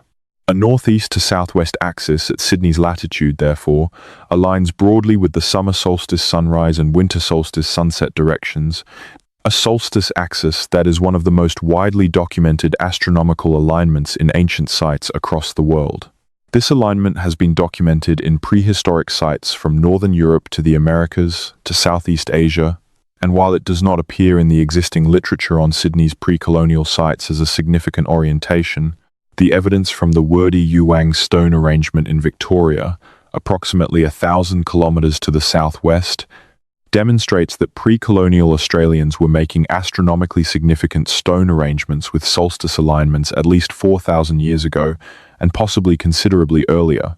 The Wurdi Yuang arrangement, investigated by researchers from the Australian Archaeological Association and subsequently discussed in published academic literature, is an egg-shaped arrangement of stones approximately 50 meters in its long dimension on the basalt plains west of Melbourne, with specific stones aligned to mark the summer and winter solstice positions of the sun as seen from the arrangement's center.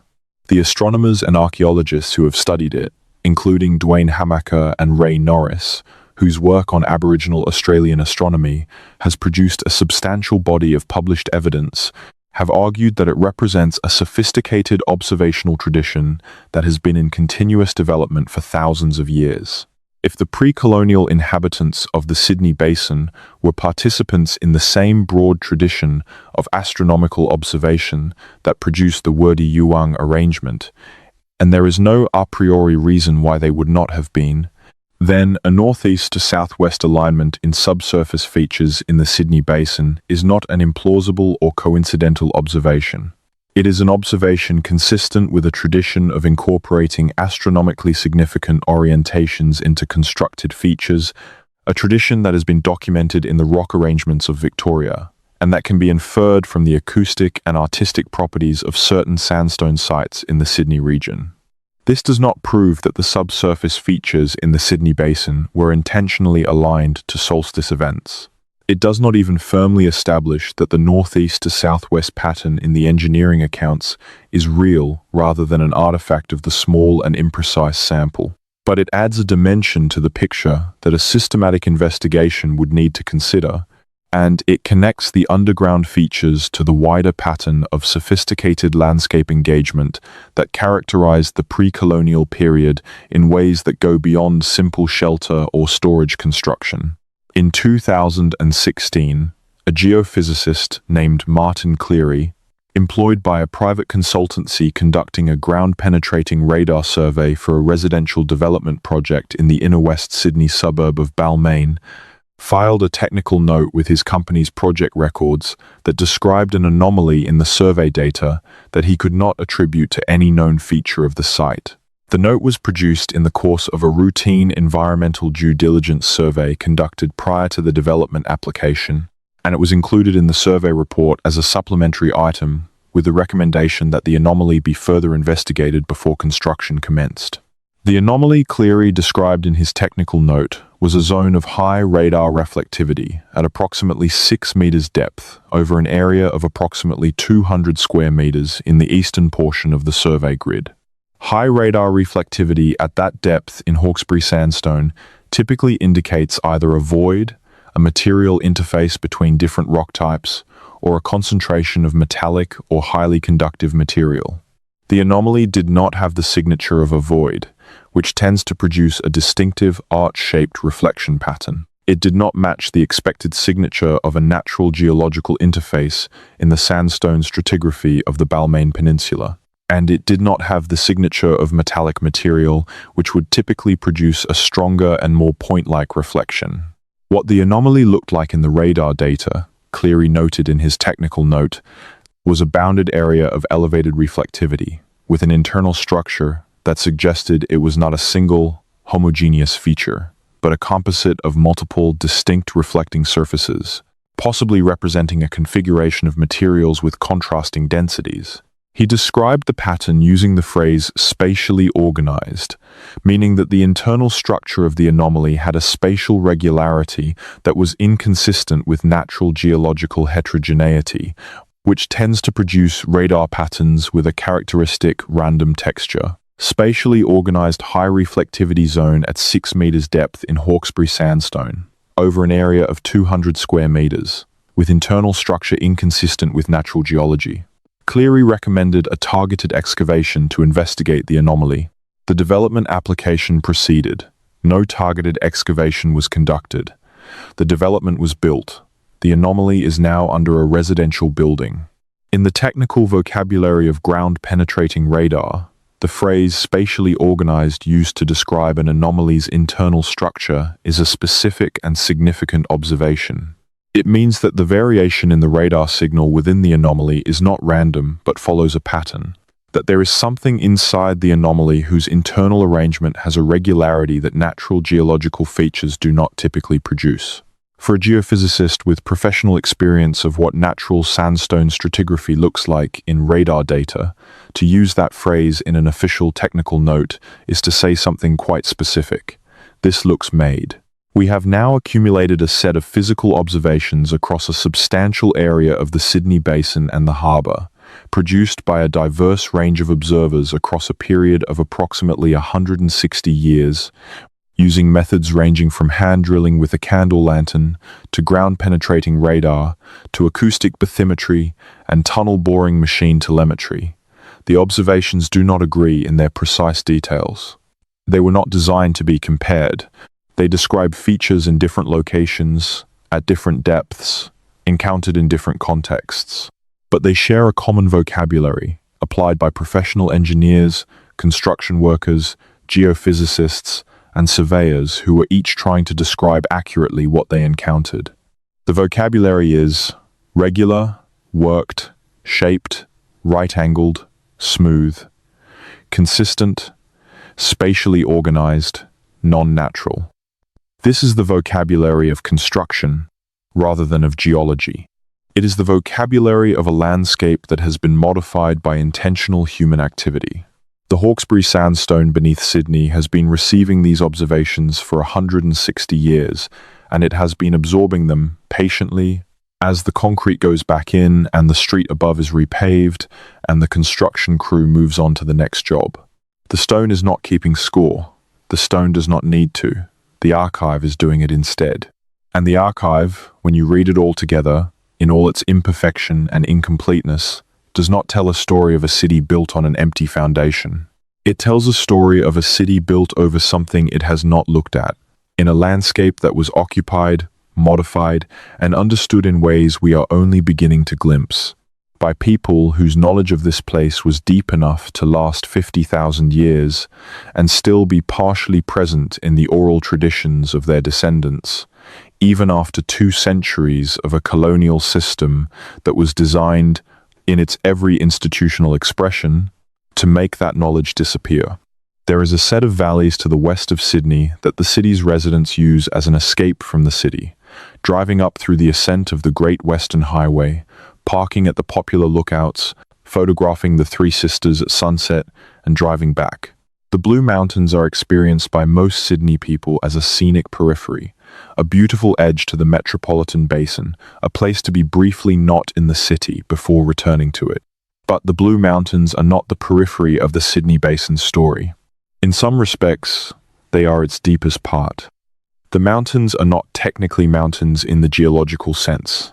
They are the deeply eroded western edge of the Sydney Basin, a plateau of Hawkesbury sandstone and Narrabeen shale cut through by river systems over tens of millions of years to produce the canyon landscape of cliffs and valleys that distinguishes the region. The valleys in the Blue Mountains are among the most secluded and least visited terrain in New South Wales, accessible only by extended walking or by the river systems themselves, And some of the deep valley sections have been entered by European Australians only rarely, and by some accounts never systematically surveyed. It is in this context that a set of accounts emerged over the past 40 years that adds another layer to the pattern we have been tracing.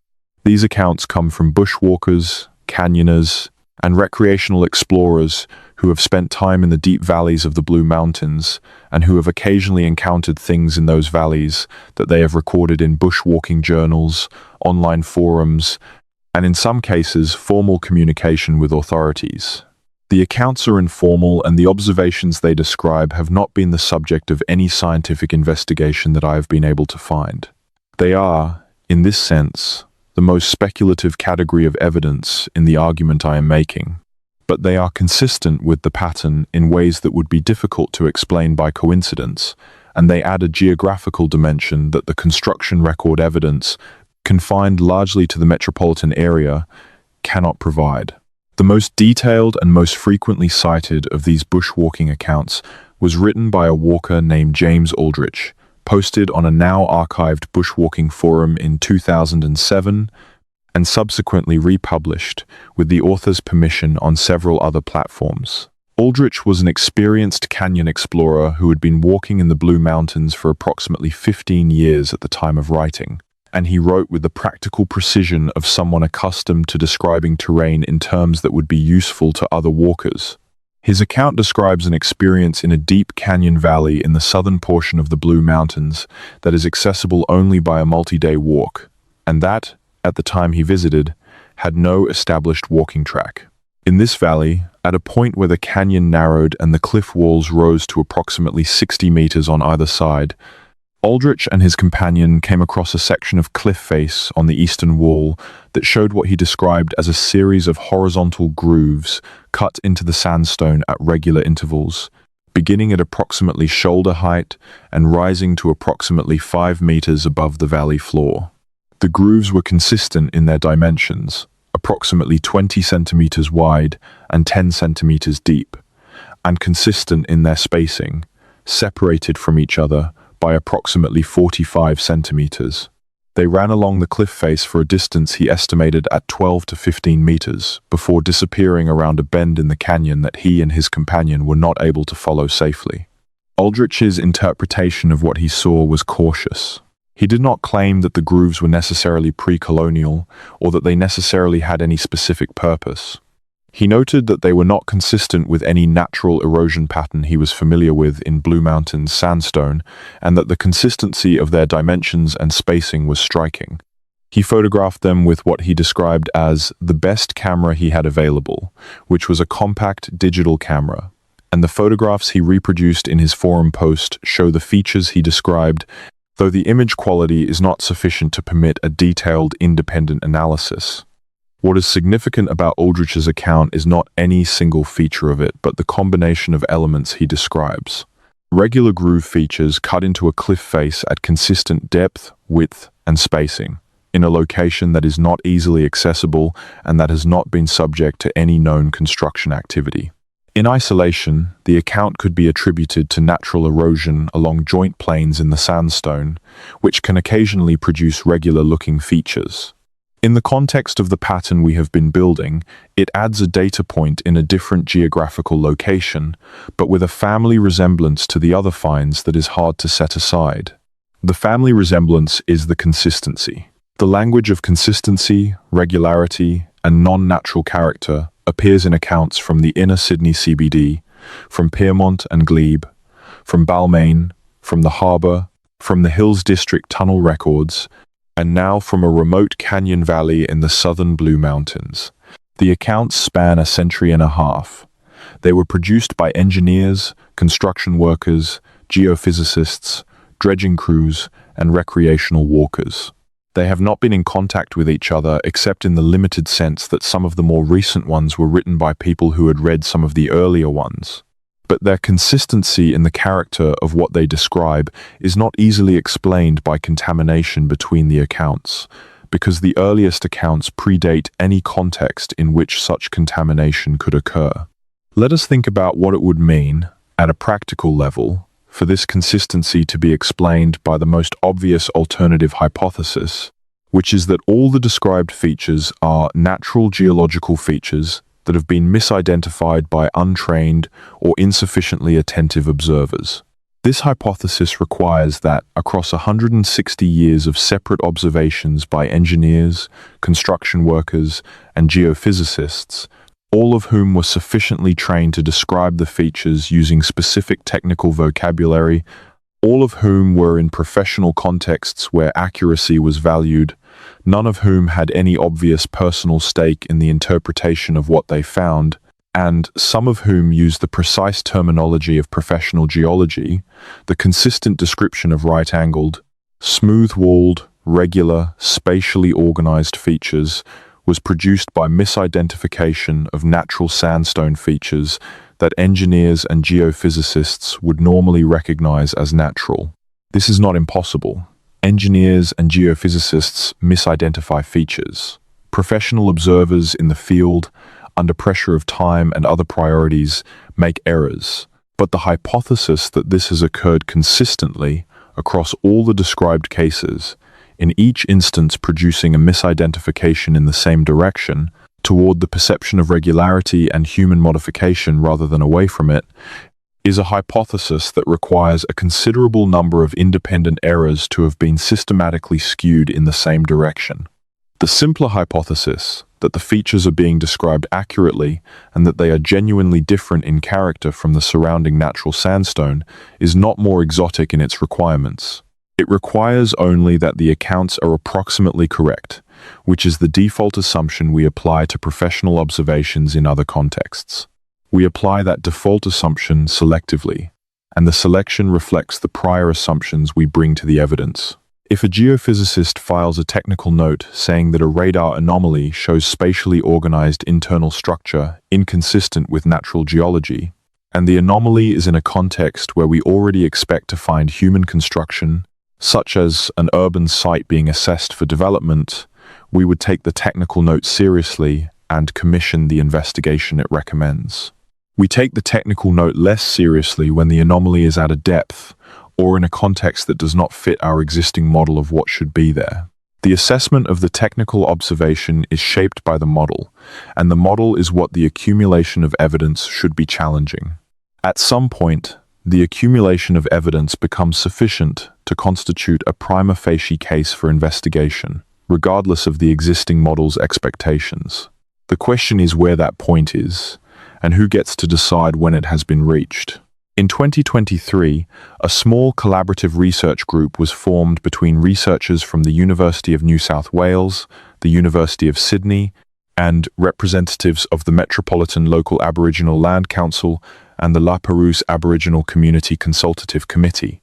The group's purpose was to develop a research framework for systematic investigation of the underground character of the Sydney Basin that would integrate engineering record analysis, oral tradition consultation, geological survey, and community-led investigation methodology. The group has not yet produced formal research output, and its work is ongoing. One of the researchers involved in that group described to me, in a background conversation for this video, the experience of presenting a summary of the accumulated engineering records to a panel of senior archaeologists and geologists. The response she described was not dismissal. It was something she characterized as troubled acknowledgement, a recognition that the pattern in the records was real and was not easily explained within the existing framework, combined with uncertainty about how to proceed in a disciplinary environment that did not have established methodologies for investigating this kind of question. The anomalies were real enough to be noticed and not real enough in the sense of not having the institutional endorsement that comes with systematic investigation to justify the commitment of significant research resources. Troubled acknowledgement. It is a precise description of where the evidence for the Sydney Underground sits in the current academic and institutional landscape. It is not dismissed. It is not investigated. It sits in a state of acknowledged uncertainty that is, in practice, indistinguishable from dismissal in terms of its consequences for what actually gets studied and what actually gets preserved. Let us return for a moment to the physical character of Hawkesbury sandstone. Because there is a property of this material that has not been sufficiently emphasized in the existing literature and that bears directly on the question of what might have been built in it and how durable such constructions would be. Hawkesbury sandstone is a sedimentary rock composed primarily of quartz sand grains cemented by silica, iron oxide, and clay minerals. It has a compressive strength typically in the range of 30 to 70 megapascals, making it significantly harder than concrete and considerably harder than most other sedimentary rocks commonly used in construction. It is relatively homogeneous in its internal structure, meaning that it fractures predictably along established joint planes rather than in random directions, which means that a skilled worker cutting it can produce very regular surfaces and very precise dimensions without the kind of unpredictable variation that occurs in less homogeneous materials. And it is exceptionally resistant to weathering in the specific environmental conditions of the Sydney Basin, where the combination of temperature, humidity, and biological exposure that breaks down most other building materials relatively rapidly does not significantly affect the cemented quartz matrix of the sandstone over periods of even thousands of years. Cut surfaces in Hawkesbury sandstone do not significantly degrade over time if they are in a sheltered or underground environment. This is not an inference. It is a property that can be directly observed in colonial-era construction where sandstone was used without protective treatment. Buildings constructed from Hawkesbury sandstone in the early colonial period in Sydney show minimal deterioration in the stone itself, even when external surfaces have been exposed to a century and a half of weather. Underground sandstone features would be even better preserved, as they would be protected from the physical and chemical weathering effects that affect exposed surfaces. This matters enormously for the question of what might be in the Sydney Basin's underground. If people were cutting and shaping Hawkesbury sandstone 10,000 years ago, or 20,000 years ago, or 50,000 years ago, the sandstone itself would not necessarily show signs of that age. It would look like cut sandstone looks: smooth, regular, right-angled where it was cut to right angles, with tool marks where tools were used. The age of the feature would not be readable in the appearance of the sandstone the way it is readable in, say, organic material, which decomposes, or metal, which corrodes, or clay material, which can be dated by thermoluminescence. To know how old a cut surface in Hawkesbury sandstone is, you need to use indirect dating methods. The age of sediment deposited against the cut surface, the age of any organic material in seals or infill associated with the feature, the age of any speleothem or mineral deposit that has formed on the surface since it was cut. These dating methods require access to the feature, the kind of physical investigation that has never been conducted on any of the features described in the engineering and construction records we have been discussing. The significance of this is that the features in the engineering records, even if they are as old as the earliest period of human occupation of the basin, would not necessarily appear old. They would look like cut sandstone. They would look like worked walls. They would look like regular enclosed spaces. And a trained engineer or construction worker encountering them in an excavation would describe them the way trained engineers and construction workers have been describing them for 160 years, in the vocabulary of construction rather than the vocabulary of geology, because that is what they would look like. This is the thing that the existing framework's assumption cannot accommodate. The assumption that there is nothing of significant pre-colonial modification in the Sydney Basin underground rests partly on the intuition that if such modification existed, it would look old, would look degraded, would look like something that obviously belongs in a different era. But Hawkesbury sandstone does not work that way. Hawkesbury sandstone preserves cut surfaces. And the only way to know whether the cut surfaces that engineers keep encountering are genuinely old or have some more recent explanation is to investigate them, which is the thing that has consistently not been done. In the spring of 2022, a documentary filmmaker named Rebecca Horton produced a short film for the ABC's online platform that examined a selection of the engineering records we have been discussing, and that included interviews with a number of the researchers and community representatives we have mentioned in this video. The film received a modest online viewership and generated some social media discussion. It was not reviewed in any academic publication. It did not prompt any official inquiry or investigation. The ABC program page for the film is still online. The film is still there, quiet and patient, alongside the engineering records and the oral tradition accounts and the 2017 underwater survey proposal that was not funded and the technical notes that recommended investigation and were not followed up. The internet has given these things a kind of permanence that the original documentary record did not have. The Briars letter from 1957 would have been read by the brother in Adelaide, possibly by a few family members, and then stored in a box for decades before ending up in the State Library. In the State Library, it would have been read by Catherine Ellsworth when she was working on colonial infrastructure history, and then not read by anyone else. Now it is in a digital catalogue entry. Now it is citable. Now it is part of a pattern that can be assembled and presented and discussed in a way that was not possible when each piece of evidence existed only in its own isolated documentary context. This is one of the things that makes the current moment different from all the earlier moments in which the same evidence was available and not connected. The connections are now possible in a way they were not before. The tools to assemble a distributed, multi-source pattern and examine it as a whole are now available to researchers who are not embedded in the institutional frameworks that have consistently prevented that assembly from happening. And the community frameworks for collaborative research, in which Indigenous knowledge holders and academic researchers and community members can work together on questions that the institutional frameworks have excluded, are more developed and more legitimate than they have ever been. None of this means that the question of what is in the Sydney Underground is close to being answered. The question is no closer to being answered now than it was when Thomas Kenny drilled into his hollow in 1862. What has changed is that the question is now more visible, the evidence for taking it seriously is more assembled, and the frameworks for investigating it properly are more developed. What has not changed is the fundamental institutional situation, the fact that no systematic, well-resourced investigation has been commissioned, and that without such an investigation, the question remains in the state of troubled acknowledgement that characterizes its current position in the relevant disciplines. There is something that Sydney's geography makes uniquely possible that is not available in most cities that have this kind of question. The city sits on a geological substrate that preserves evidence exceptionally well. It sits on a harbour floor that is, in significant portions, an inundated pre-human landscape whose character has been only partially modified by 2 centuries of maritime activity.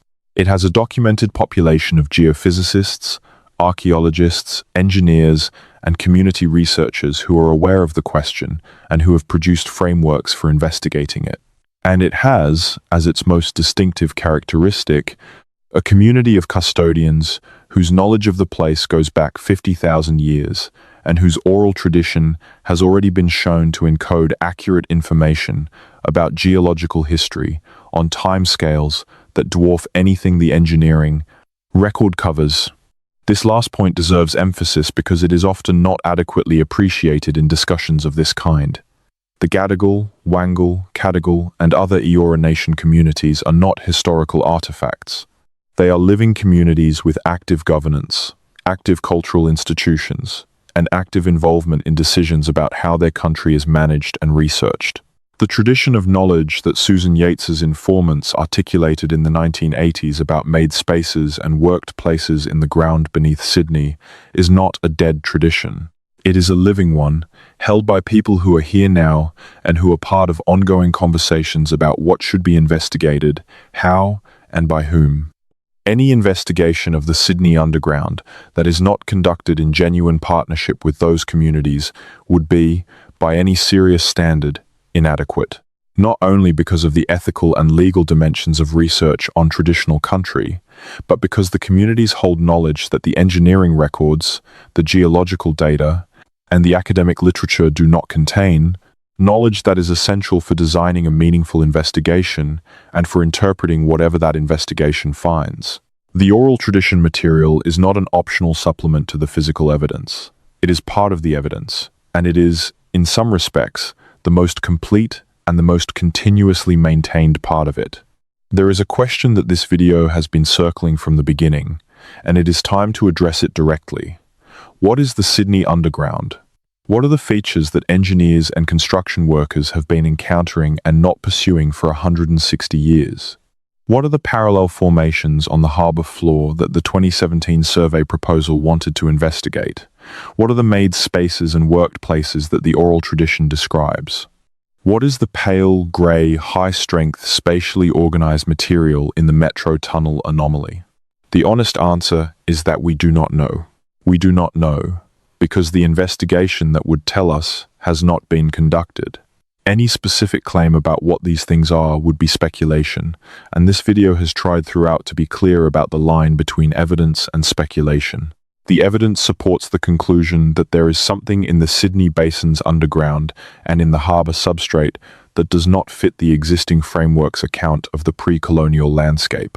It does not support any specific conclusion about what that thing is, how old it is, or what purpose it served. What the evidence does support, with rather more confidence, is a conclusion about the institutional framework that has been failing to investigate this question for 160 years. The framework has consistently treated these observations as anomalies without research significance, and in doing so, it has consistently deferred the investigation that might resolve the question one way or another. If the features described in the engineering records are natural geological features misidentified by untrained observers, a systematic investigation would establish that conclusively, and the question would be settled.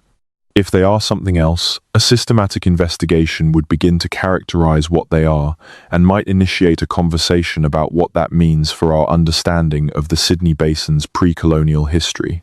Either outcome would be valuable.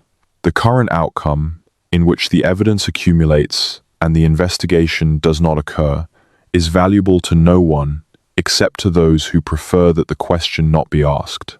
Let us spend some time thinking about what an adequate investigation would look like. Because the details matter and the current conversation about this question has not always been specific enough about what it would actually take.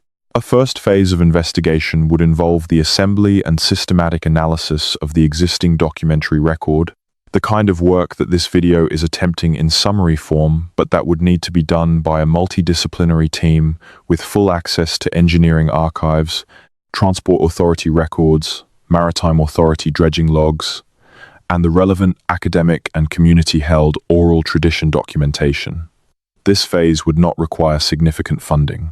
It would require time, archival access, and the willingness to work across disciplinary boundaries that institutional research tends to maintain. Its output would be a detailed and systematic account of the existing evidence, more precise than anything that has been produced to date, and a prioritized list of locations where further physical investigation should be concentrated. A second phase would involve non-invasive geophysical survey of the prioritized locations, using ground-penetrating radar, seismic tomography, and, where appropriate, acoustic survey methods. This phase would require moderate funding, appropriate permissions, and the technical expertise available from several Australian universities that have strong geophysics programs.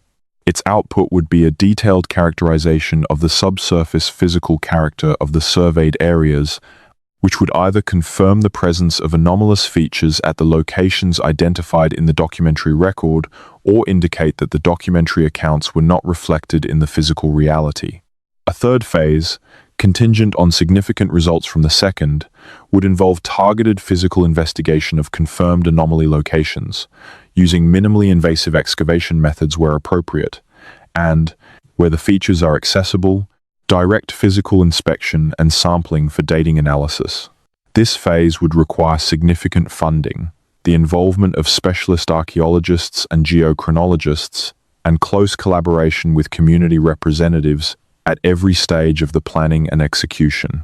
The total cost of this investigation, conducted to a standard that would produce results with genuine research significance, would be in the range of several $1 million over a period of perhaps 5 to 8 years. In the context of the infrastructure projects that have incidentally produced the observations underlying this investigation, this is a trivially small amount. The Metro Northwest tunnels cost approximately $8 billion and were completed in approximately 6 years. The water infrastructure upgrade that produced the 2019 Balmain discovery cost in its relevant section, a figure in the tens of millions. The investment required to systematically investigate what those infrastructure projects have been encountering is a small fraction of the cost of the infrastructure itself. The cost is therefore not the barrier. The barrier is the framework, the set of assumptions that shapes what counts as a legitimate research question. What institutional bodies have the authority to commission, and what funding agencies are equipped to evaluate. Those assumptions can be changed, but they are changed slowly and not without the kind of sustained, organized pressure that comes from the public being aware that the question exists and that the institutional response to it has been inadequate. This is partly why videos like this one exist. Not because a YouTube video is an adequate substitute for systematic scientific investigation, which it obviously is not, but because the public awareness that comes from people discussing these questions in accessible formats is one of the inputs to the process by which research priorities shift and institutional frameworks change. The conversation about what is in the Sydney Underground has been happening in fragmentary and isolated ways since Francis Cullen gave his interview to the Daily Telegraph in 1905. It benefits from being happening more widely, more accessibly, and with more of the accumulated evidence assembled in one place, even in the imperfect form that a documentary essay can provide. There is one more dimension of the Sydney story that we have not yet addressed, and it concerns the relationship between what may be below the surface and what is unambiguously present above it. Sydney's rock art, the figurative engravings that appear on sandstone outcrops across the greater metropolitan area and the surrounding landscape, are one of the most extensive and sophisticated bodies of rock art in Australia. They include representations of marine animals, terrestrial animals, human figures, ancestral beings, and abstract forms, and they have been studied in various contexts for well over a century. The Ku-ring-gai chase sites alone contain thousands of individual engraved figures on dozens of sandstone platforms, representing an artistic and ceremonial tradition of extraordinary duration and complexity. But there are aspects of the Sydney rock art corpus that have not been adequately integrated into the wider picture of the basin's pre-colonial history. One of these is the spatial relationship between engraving sites and topographic features of the landscape, including the harbour, the river systems, and the elevated sandstone ridges. Researchers who have mapped the distribution of engraving sites across the Greater Sydney region have noted that the sites are not randomly distributed. They cluster in specific landscape positions, particularly on elevated sandstone platforms with commanding views over water, at the junctions of river systems and the harbour, and at the boundaries between different landscape types. This clustering is consistent with the sites having significance related to their landscape position, rather than simply to the availability of suitable rock surfaces. The specific character of that landscape significance has been discussed in the oral tradition, and it is one of the areas where the oral tradition material intersects most clearly with the physical archaeological record. Several of the significant engraving sites in the Ku-ring-gai area are described in oral tradition as places where different kinds of country meet, places where the transition between environments is not simply geographical, but has a deeper significance related to the movement of beings and the flow of important things between different realms of the world. This kind of significance is common in Indigenous traditions across Australia and cross-culturally, and it is relevant to the question of what the engraving sites were for in the most fundamental sense. What has not been adequately examined is the relationship between the landscape positions of the engraving sites and the locations of the underground anomalies described in the engineering records. In the cases where the location of an underground anomaly can be specified with reasonable precision, and these are a minority of the total number of accounts, because many of the accounts do not include enough locational information for precise mapping, the position of the anomaly tends to be in areas that are, or were before development, associated with significant landscape features of the kind described in the oral tradition. The Circular Quay area, where several of the earliest underground anomalies were reported, is one of the most significant places in the oral tradition of the Sydney Harbour foreshore. The Glebe and Pyrmont areas, which produced multiple accounts, are associated in oral tradition with significant transition zones between the harbour and the upstream river systems. This correspondence is suggestive rather than conclusive. and it would require a systematic spatial analysis that has not been conducted to evaluate it properly. But if there is a correspondence between the locations of underground anomalies and the locations of significant ceremonial and cultural places as described in the oral tradition, that correspondence would be consistent with the hypothesis that the underground features are not random constructions or incidental modifications, but are part of a coherent spatial system whose surface expression is visible in the engraving sites, and whose underground character is what the Dharmanus engineering records have been accidentally documenting. A coherent spatial system. That phrase, if the evidence supports it, would change the conversation substantially. Not because it resolves the historical question of what the system is or when it was made, but because it shifts the frame within which the question is asked. The question would no longer be, what are these isolated anomalies in the sandstone?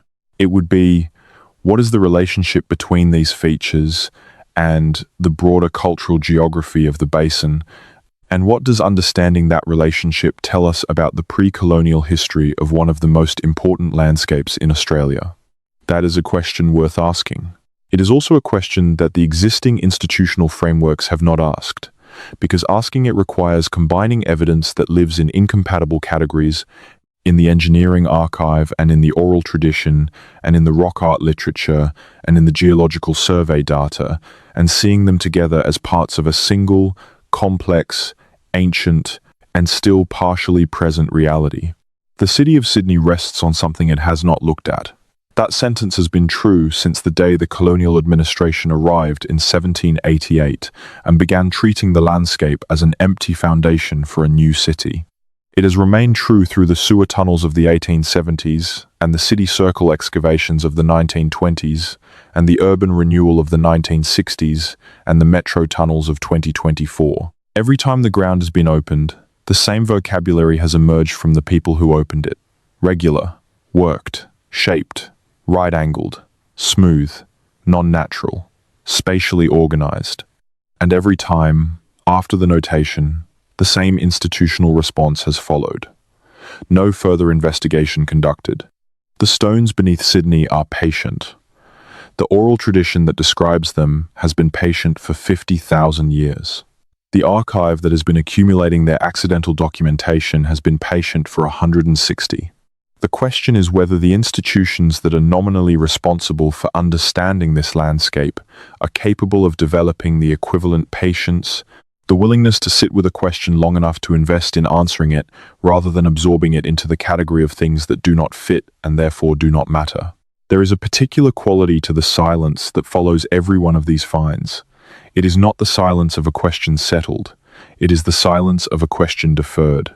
And there is a difference, even when the practical effects are the same, between a question settled and a question deferred, between a question whose answer is known and a question whose answer has simply not been sought.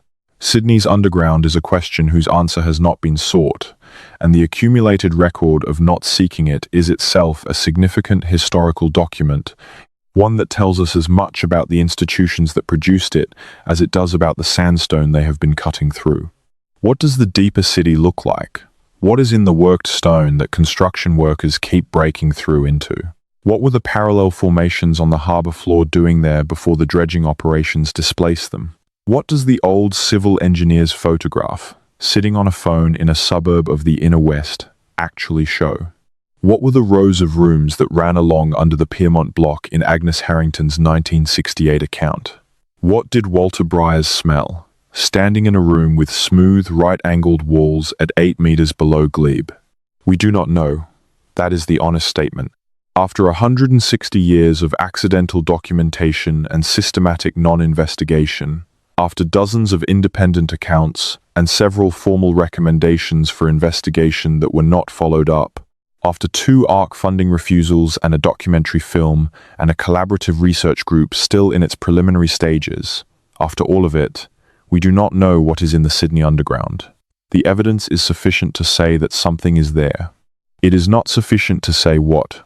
And the gap between those two positions, between enough evidence to establish that the question is real and insufficient resources and institutional will to answer it, is where this inquiry currently lives.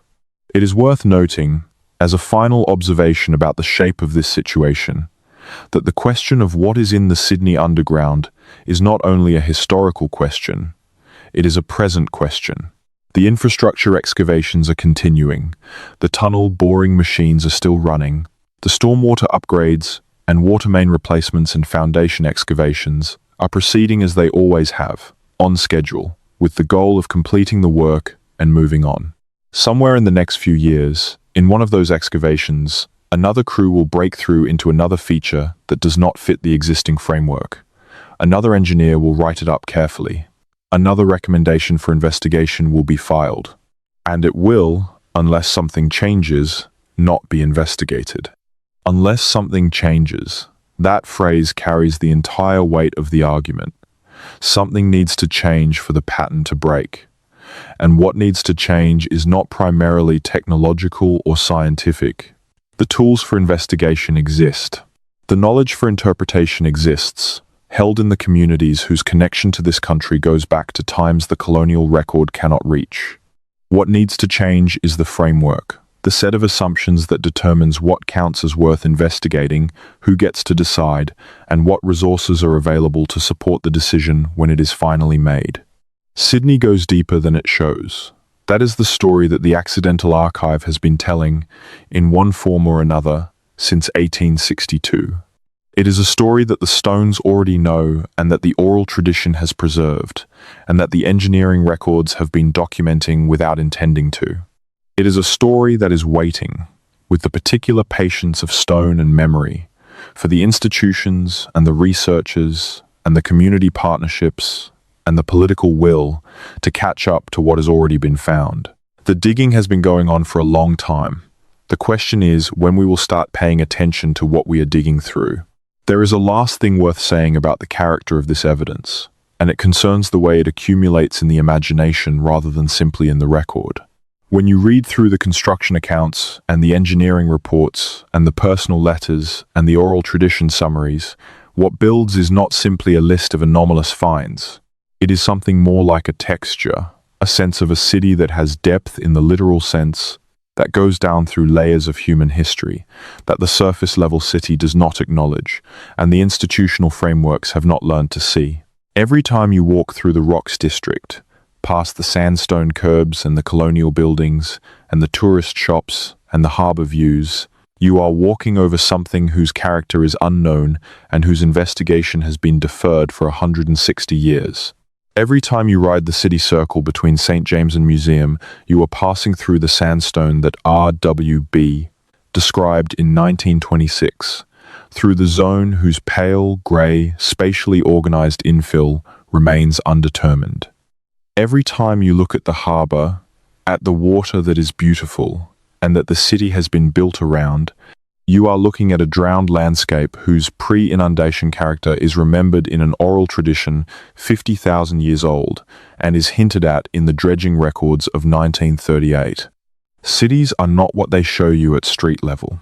Sydney is, in this respect, a city that invites a particular kind of curiosity, a curiosity about depth, about what the ground actually contains, about what the people who were here before anyone now living had built and modified and used and known in a landscape that has since been covered over with concrete and repaved and incorporated into a new city that did not ask what it was. Sitting on, the asking is overdue. The stones are patient. The oral tradition has waited. The archive has accumulated. The question is whether the institutions that are nominally responsible for understanding this landscape will develop the appetite and the humility to look.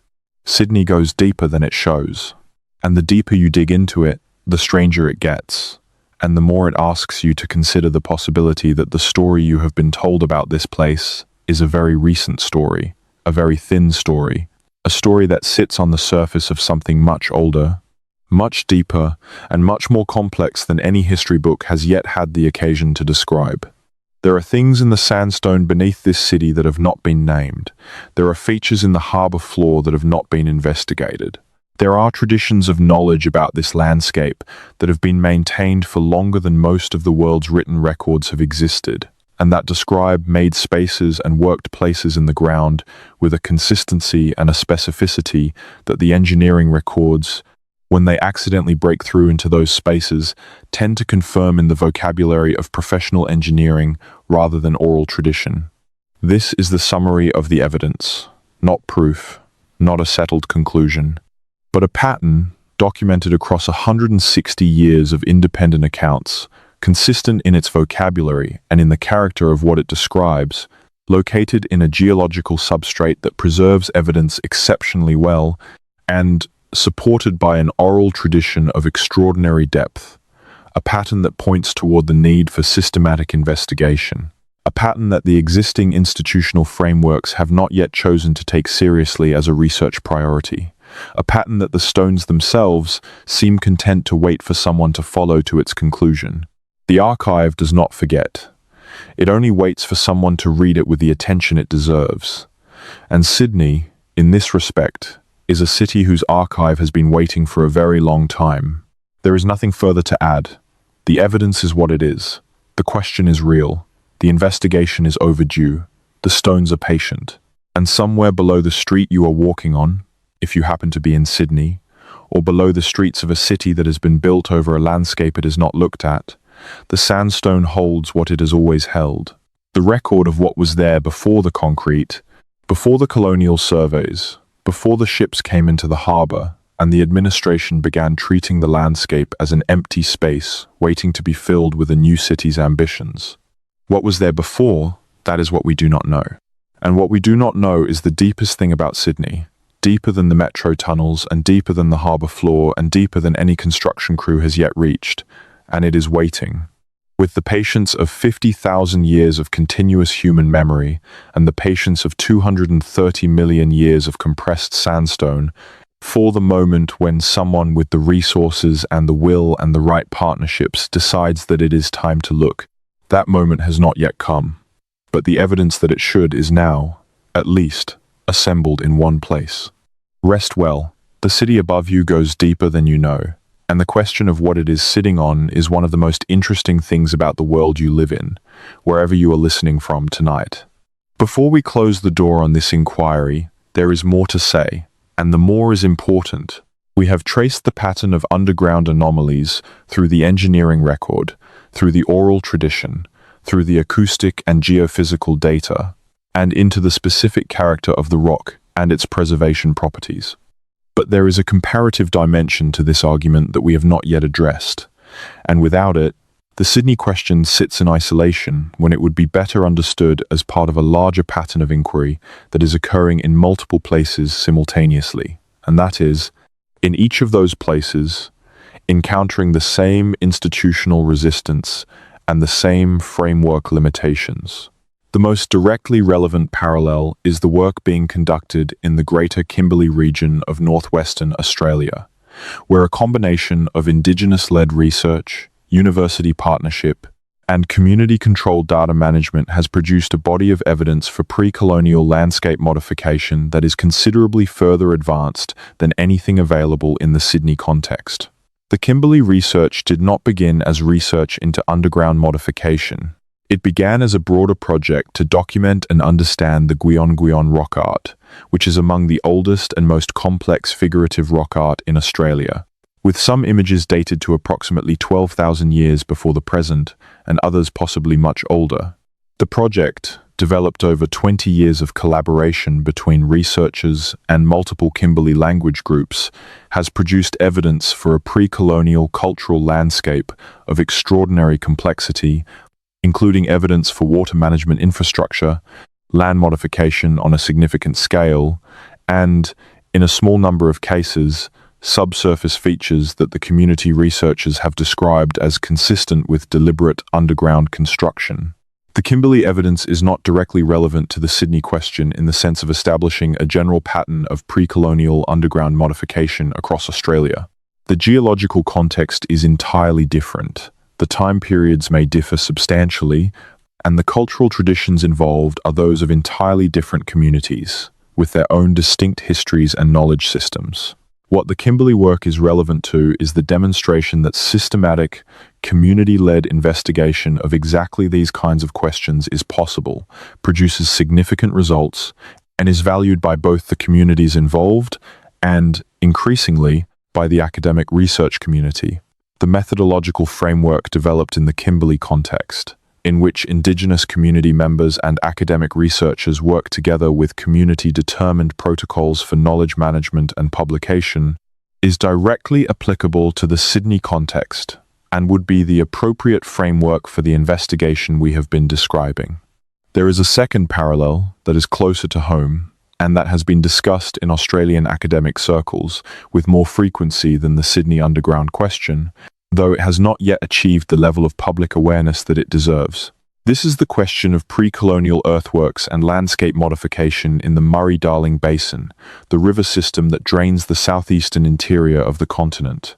The research that has been conducted on the Gunditj Mara aquaculture system at Budj Bim in Western Victoria, which was added to the UNESCO World Heritage List in 2019, has demonstrated beyond reasonable doubt that pre-colonial Aboriginal communities were constructing and maintaining a sophisticated system of channels, weirs, and eel traps, covering hundreds of hectares of volcanic landscape at least 6,600 years ago, making it among the oldest aquaculture systems in the world.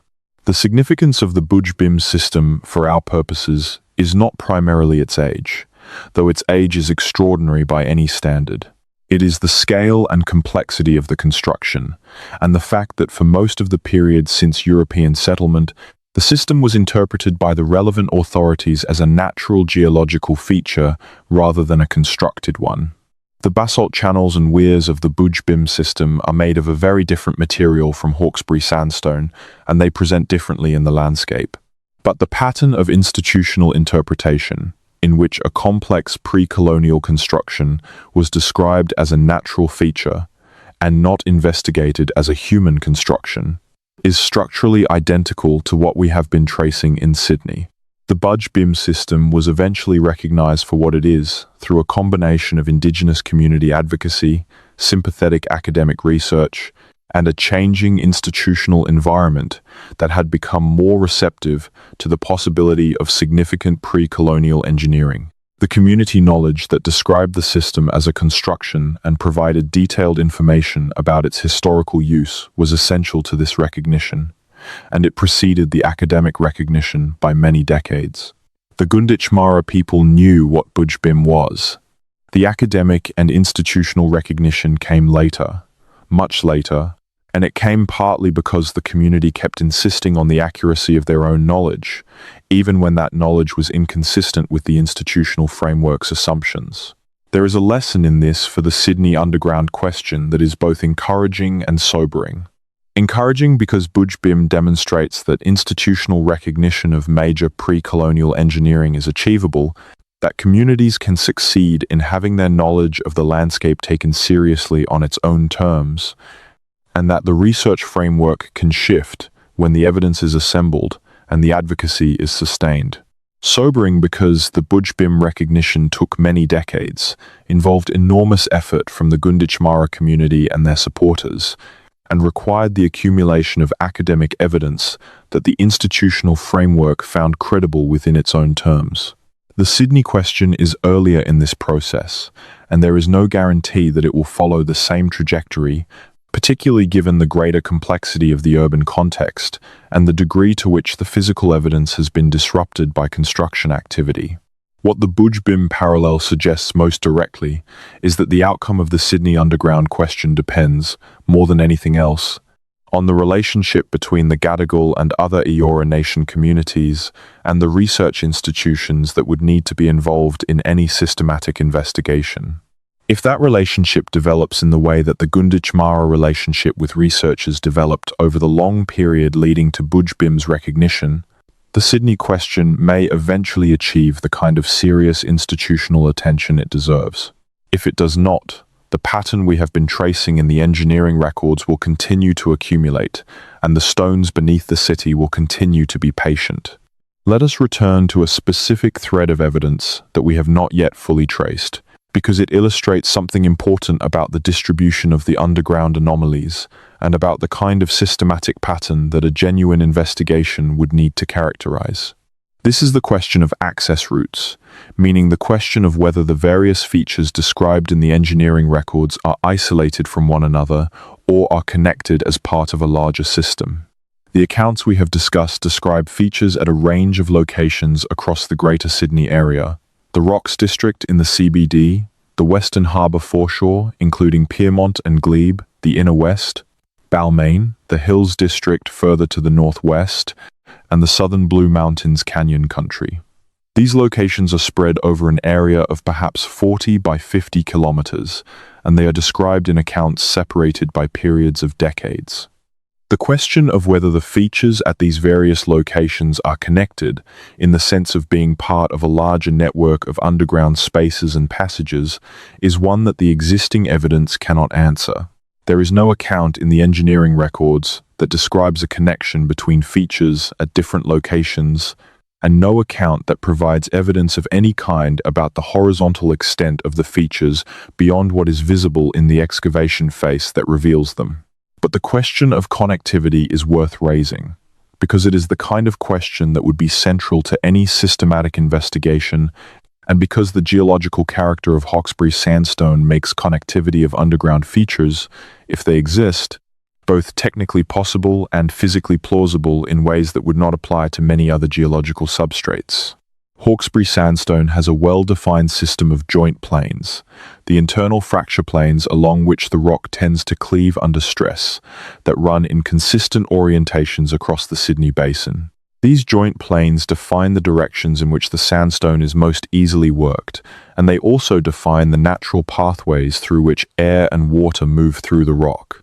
A series of underground features following the natural joint orientation of the sandstone would, by definition, tend to share a common orientation, which is consistent with the northeast to southwest alignment we noted in the engineering accounts.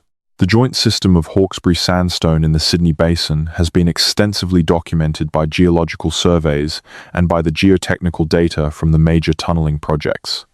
The dominant joint set runs in a direction that is broadly northeast to southwest, exactly consistent with the alignment we have noted in the engineering anomalies. A system of underground passages following the dominant joint orientation would appear, in the engineering record, as a series of features at various locations, all sharing a similar axis, which is what the limited evidence suggests. This is not proof of connectivity. It is a physical plausibility argument, a demonstration that the geology of the basin would support the existence of connected underground features in the direction the evidence points, if such features exist. A systematic geophysical survey using muon tomography, a technique that uses cosmic ray muons to image subsurface density variations over large areas and significant depths, would be capable of detecting connected underground void systems in the Sydney sandstone at the relevant scale. Muon tomography has been applied to the investigation of pyramids and other large ancient structures elsewhere in the world, and it has the advantage of requiring no excavation and producing no physical disruption to the site being surveyed. Its application to the Sydney Basin, systematically across the area where the engineering anomalies are concentrated, would produce a three-dimensional image of the subsurface density structure that would either confirm or refute the existence of connected underground features. This technique is available. It has been used in Australian academic contexts. It is not prohibitively expensive, particularly in the context of research funding for projects of significant cultural and historical importance. The reason it has not been applied to the Sydney Basin underground question is the same reason none of the other recommended investigations have been conducted. The question is not yet considered sufficiently important within the relevant institutional frameworks to justify the allocation of the necessary resources. Changing that assessment is the work of making the question visible, of assembling the evidence, of demonstrating that there is a pattern worth investigating, rather than a scattering of isolated anomalies worth noting and forgetting. This video is a small contribution to that work. It is not the work itself. The work itself is the systematic scholarly investigation that the evidence calls for, and that the institutional framework has not yet produced. There is a dimension of this story that belongs specifically to the harbour and that we have touched on only in passing, but that deserves more sustained attention because it represents, potentially, the most accessible evidence for systematic pre-colonial modification in the Sydney Basin. The harbour floor in the deeper sections of the drowned Parramatta River Valley, between approximately the location of the Anzac Bridge and the section where the river channel meets the deeper harbour water, is an area where the pre-inundation topography can be reconstructed with reasonable confidence from the acoustic bathymetric surveys that have been conducted.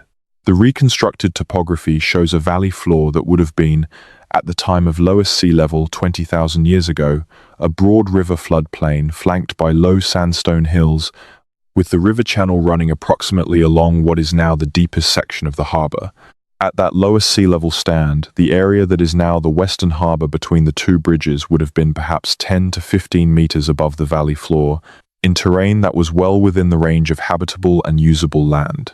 As the sea level rose over the subsequent 10 to 12,000 years, this terrain would have been progressively inundated, with the inundation happening slowly enough, at least in its later stages, that people would have had time to move as the water rose. The process of gradual inundation is exactly the kind of event that oral traditions preserve, and the Gadigal traditions recorded by Yeats in the 1980s, describing the harbour foreshore as a place where the ground goes down to where people used to live, are consistent with a tradition that preserved memory of the inundation process itself. What is most interesting for our purposes is the acoustic bathymetric character of the harbour floor in this section. The survey that was used for the 2017 ARC proposal, and that has not been made fully public but has been partially described in the proposal documentation, shows a floor topography in the central section of the drowned valley that has a number of features whose morphology is inconsistent with purely natural fluvial processes. The most notable of these are two sections where the valley floor shows what the proposal documentation describes as lateral regularization, meaning that the natural meandering character of the river channel gives way to straighter, more regular sections with lateral margins that are more consistent than would be expected from unmodified river erosion.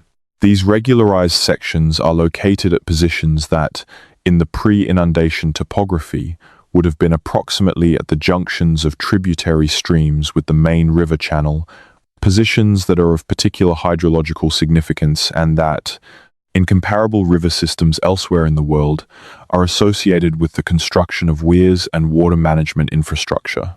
The Budge Bim weir system is built at exactly this kind of position, at the junctions of streams and channels in a volcanic landscape that preserves the construction very clearly. The Sydney harbour floor sections are in a different context and are obscured by sediment and the effects of inundation, but the general character of the features described in the bathymetric data, lateral regularization at hydrologically significant positions, is consistent with what you would expect to find if water management infrastructure of a comparable kind had been constructed in the pre-inundation river valley. This is not a claim that there is a weir system on the Sydney harbour floor. It is an observation that the bathymetric data is consistent with what such a system might look like after 10,000 years of inundation and sediment accumulation, and that this consistency makes the floor of the drowned valley a priority location for the kind of underwater survey that was proposed in 2017 and refused. The refusal of that proposal represents, in a specific and concrete way, the cost of the institutional framework's failure to take this question seriously. The harbour floor features that might provide the most direct and accessible evidence for pre-colonial construction in the Sydney Basin are continuing to be subject to natural and anthropogenic disturbance without any systematic attempt to document and understand them. The sediment that is slowly accumulating over the harbour floor is both the thing that preserves the features below it and the thing that makes them progressively harder to image and characterize. Time is not neutral in this situation. This point bears emphasis because the discourse around pre-colonial heritage in Australia sometimes proceeds as if the only threat is active destruction, when in fact the failure to investigate is itself a form of loss. When evidence that is not documented is eventually disturbed or destroyed by natural processes or development, the loss is the same as if it had been deliberately demolished. The decision not to investigate, repeated across 160 years of construction history and multiple failed funding proposals, has resulted in a cumulative loss of evidence that cannot be recovered. The Piermont block, whose rows of rooms were not investigated in 1968, has been redeveloped multiple times since then. The harbour section, where cut sandstone blocks were dredged in 1938, has been the subject of further dredging activity and modification. The Balmain site, where Cleary's spatially organised radar anomaly was detected in 2016, now has a building sitting on it. These losses are not reversible. What remains is what has been noted in the records, and what is still accessible in the harbour substrate and in the less developed sections of the sandstone landscape, and in the oral tradition, and in the minds and practices of the communities that have maintained that tradition. The window for systematic investigation is narrowing. The sediment accumulates. The development proceeds. The framework continues not to change.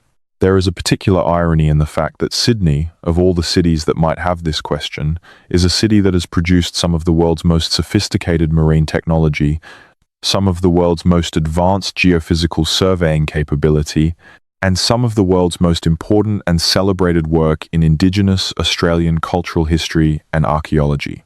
The Underwater Heritage Program at the Australian National Maritime Museum, the geophysics groups at the University of Sydney and the University of New South Wales, the archaeology and Indigenous studies programs at Sydney's universities, the researchers like David Clayton on acoustic properties, and Susan Yates on cultural geography, and the underwater archaeologists of the 1994 Harbour Survey. All of these represent genuine capability in exactly the disciplines that a systematic investigation of the Sydney Underground would require. The capability exists. The question is whether the will to direct it toward this specific inquiry can be generated. Let us think, for a moment, about what success would look like. Not the dramatic kind of success in which tunneling crews break through into a vast underground city and the newspapers cover it for months. The more likely and more meaningful kind of success would be the kind that the Budge-Bim research represents. The systematic documentation of a set of features that, taken together, establish beyond reasonable doubt that the pre-colonial inhabitants of the Sydney Basin modified the sandstone landscape in specific and durable ways, and that some of those modifications are preserved in the underground record that the engineering surveys have been accidentally encountering. This kind of success would not resolve every question about what those modifications were or what they were for. It would establish the question as one that deserves serious, ongoing research rather than institutional deferral. That kind of success would change the heritage assessment framework for new infrastructure projects in the Sydney Basin. It would change the protocols for how construction crews handle unusual underground finds. It would change the research priorities of the relevant academic institutions. And it would, most importantly, validate and amplify the knowledge that the Gadigal and other Eora Nation communities have been carrying about made spaces and worked places in the ground beneath their country, in the face of a system that has consistently failed to take that knowledge seriously. The validation of that knowledge is not a peripheral benefit of the inquiry. It is one of its primary justifications. 50,000 years of continuous knowledge transmission about a specific landscape is one of the most extraordinary human achievements in the archaeological record, and the right response to such an achievement is not the extraction of useful data from its holders, but the genuine recognition of its authority and the genuine partnership that authority deserves. There is a way of thinking about the Sydney Underground question that places it in a framework of knowledge about Australia that is still in the process of being developed. The recognition that Australia's pre-colonial cultural history is not simply a long period of unchanging simplicity, but a dynamic, complex, innovative, and geographically diverse history of human adaptation and creativity, is a recognition that has been building for decades in Australian academic and public culture, but that is still incomplete in its implications. The Budge-Bim recognition was one step in the completion of that recognition. The documentation of Aboriginal astronomical knowledge by Dwayne Hamaker, Ray Norris, and others has been another step. The research on Aboriginal oral traditions as historical records has been another. The Sydney Underground question is a further step, or has the potential to be. It is the step that asks whether the sophistication and intentionality that we can now recognize in Aboriginal astronomical observation, in Aboriginal oral tradition, in Aboriginal aquaculture and land management, also extended to the modification of the sandstone substrate in ways that have been accidentally documented but never systematically studied.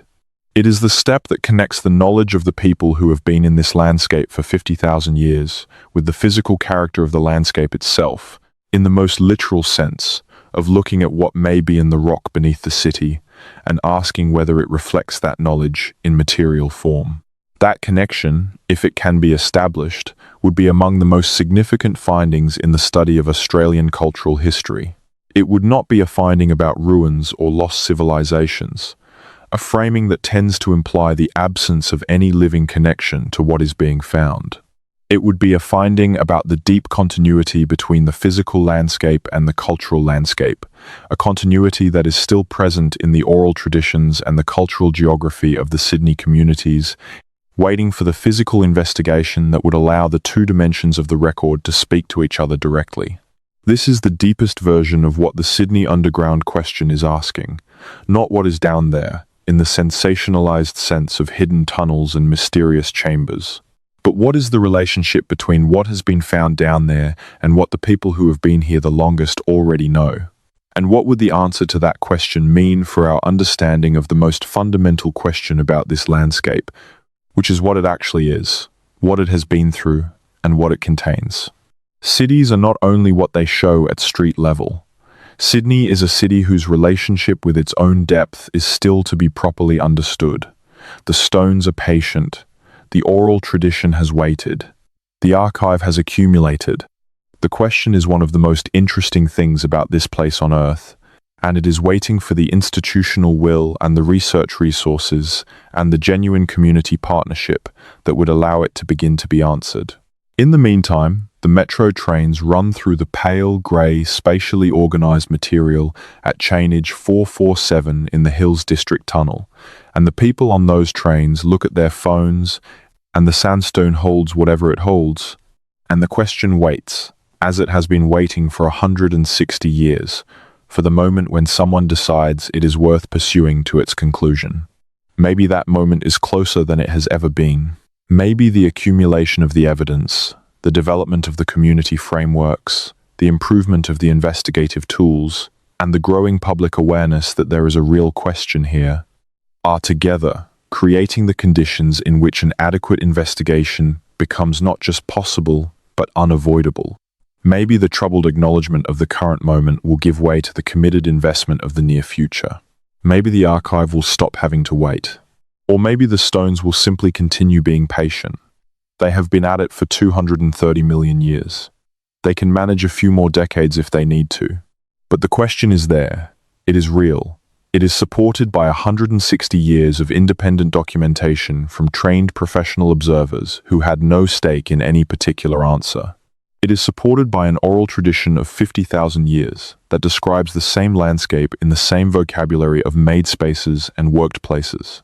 It is supported by the geological character of the sandstone itself, which preserves cut surfaces across millennia in ways that make the temporal scope of the question genuinely open. And it is supported by the specific and consistent failure of the institutional frameworks to engage with it. A failure that is itself a kind of evidence that the frameworks were not built to handle the question and have not yet been rebuilt to do so. The deeper you dig into Sydney, the stranger it gets, and the stranger it gets, the more clearly it points toward the need for a different kind of looking, a looking that takes the full scope of the evidence seriously, that involves the people who know this place most deeply, and that is willing to find whatever there is to find rather than confirming what the existing framework already expects. That is the invitation. That is what the sandstone has been holding out, with considerable patience, across the entire period since Thomas Kenny drilled into his hollow in the winter of 1862 and noted, carefully and specifically, that the walls appeared to have been shaped. They waited 160 years then. They can wait a little longer now. But it would be a remarkable thing if they did not have to. It would be a remarkable thing if the next engineer who breaks through into one of those regular enclosed spaces and notes the smoothness of the walls and the right angle where they meet the floor, and the particular quality of the air that comes out of a space that has been sealed for longer than the city above it has existed, did not have to write into his report that no further investigation was conducted, but instead could write that an investigation was immediately commissioned, that the community was immediately involved, that the question was immediately taken seriously, as the serious question it has been for 160 years. It would be a remarkable thing. It would be the beginning of a different kind of knowledge about this place. And the place, in all its geological patience, and its oral traditional continuity, and its accidental documentary archive, has been waiting for exactly that beginning for a very long time indeed. Good night. Wherever you are listening from, the ground beneath you has a history that goes deeper than any map has yet reached, and Sydney is simply one of the places where that depth is most clearly, most patiently, and most persistently asking to be understood. There are things about Sydney that the ordinary history of the city does not explain, and the failure to explain them is not a failure of research effort or of scholarly rigor in the areas where research has been conducted. It is a structural failure, a failure of the framework within which the research has operated, a failure to ask certain questions rather than to answer them. And the questions that have not been asked cluster around a specific and recurring observation, an observation that has been made by engineers and workers and geophysicists and walkers and divers across the full span of the city's recorded construction history, an observation that the institutional framework has consistently treated as peripheral when it is, in fact, central. The observation is that the sandstone beneath Sydney is not simply rock. It is rock that has been encountered again and again in configurations that professional observers describe using the vocabulary of construction rather than the vocabulary of geology. The observation is consistent. The framework's response is consistent. The result is a question that is 160 years old and still unanswered. Let us trace a thread we have not yet followed, because it connects the underground anomalies to a specific and verifiable dimension of the physical landscape that has been documented in academic literature, and that has not, to my knowledge, been explicitly connected to the engineering record we have been discussing. The sandstone ridges of the Sydney Basin are not simply the product of differential erosion. They have a specific spatial organization that reflects the underlying joint system of the rock, and that joint system has a dominant orientation that runs, as we have noted, broadly northeast to southwest, with secondary orientations at roughly perpendicular angles. What has been less noted in the general literature is that the ridges themselves, the elevated sandstone terrain that gives much of the Greater Sydney area its distinctive topographic character, are preferentially oriented along the dominant joint direction. The ridges are elongated in the direction of the dominant joint, and the valleys between them tend to follow the secondary joint directions. This is standard geological explanation for the topographic character of a jointed sandstone landscape, and it is not controversial. What is somewhat more unusual is the specific character of certain ridge sections in the Greater Sydney area, particularly in the inner suburbs north of the harbour, where the ridge crests show a regularity in their lateral profile that is slightly greater than would be expected from purely natural erosion. Researchers working on the geological history of the Sydney Basin have noted this regularity in passing and attributed it to the particular character of the Hawkesbury sandstone's jointing, which produces cleaner and more regular fracture faces than many other sedimentary rocks. This attribution may be entirely correct. But it is worth noting that the regularity of certain ridge sections in the Sydney area has also been commented on, in a different context, by researchers working on the cultural geography of the basin. Some researchers in this latter group have proposed, tentatively and with appropriate caution, that the regularity of certain ridge sections may reflect the fact that they have been modified, that the natural sandstone ridge has been worked at specific locations to produce a more regular profile than natural erosion alone would create. This proposal has not been widely accepted in the academic literature, and it rests on evidence that is considerably more difficult to evaluate than the underground anomaly evidence we have been discussing. because ridge profiles are inherently harder to distinguish from natural features than enclosed underground spaces with right-angled walls. But the proposal is relevant to the overall pattern we have been tracing, because it would, if confirmed, connect the underground features to a surface modification tradition that extended the same approach to working the sandstone upward into the visible landscape as well as downward into the buried one. A community capable of modifying the sandstone substrate underground would also, logically, be capable of modifying the sandstone ridges at the surface. The question of whether any such modification has occurred in the Sydney Basin ridges is one that geomorphological research, of the kind that distinguishes natural from anthropogenic modification of rock landscapes, could in principle address. It has not, to my knowledge, been addressed in the Sydney context. There is a more specific surface feature that deserves attention here, and it involves the western shore of Sydney Harbour between approximately the location of the Harbour Bridge and the Anzac Bridge, a stretch of waterfront that is heavily developed, and that has been the subject of continuous industrial and commercial use since the earliest colonial period. This stretch includes the Barangaroo development area, which was the subject of extensive archaeological investigation during its development in the period from 2008 to 2015, an investigation that documented significant colonial period and some pre-colonial material, including Aboriginal shell midden deposits, sandstone engravings, and evidence of cultural burning. What the Barangaroo archaeology did not do, and what no subsequent investigation has done, is systematically investigate the character of the sandstone below the identified Aboriginal cultural layer at that site. The investigation was oriented toward the surface and near-surface deposits, which is appropriate for the salvage archaeology mandate within which it was conducted, and it produced a substantial and valuable body of information about the use of the harbour foreshore in the pre-colonial and early colonial periods. But the investigation mandate did not include the characterization of the deeper sandstone, and the depth at which the underground anomalies in our engineering record tend to occur, between 4 and 12 meters below the surface, was essentially outside the scope of the investigation. This is not a criticism of the archaeologists who conducted the Barangaroo investigation. They were working within a mandate and a budget that were appropriate to the project context, and they produced important results within that mandate. The point is that the investigation that would have been necessary to characterize the deeper sandstone at Barangaroo was not part of the mandate and has not been commissioned separately, despite the fact that the Barangaroo Harbour foreshore is precisely the kind of location on the western harbour shore, at the junction of the inundated river valley and the surviving sandstone ridge terrain, where the oral tradition and the engineering record would both suggest looking. In the period between 2012 and 2015, while the Barangaroo development investigations were ongoing, a researcher named Paul Erickson, then affiliated with the University of Western Sydney, submitted a proposal to the New South Wales Heritage Office for a targeted geophysical survey of the Barangaroo site, specifically designed to characterize the deep sandstone substrate.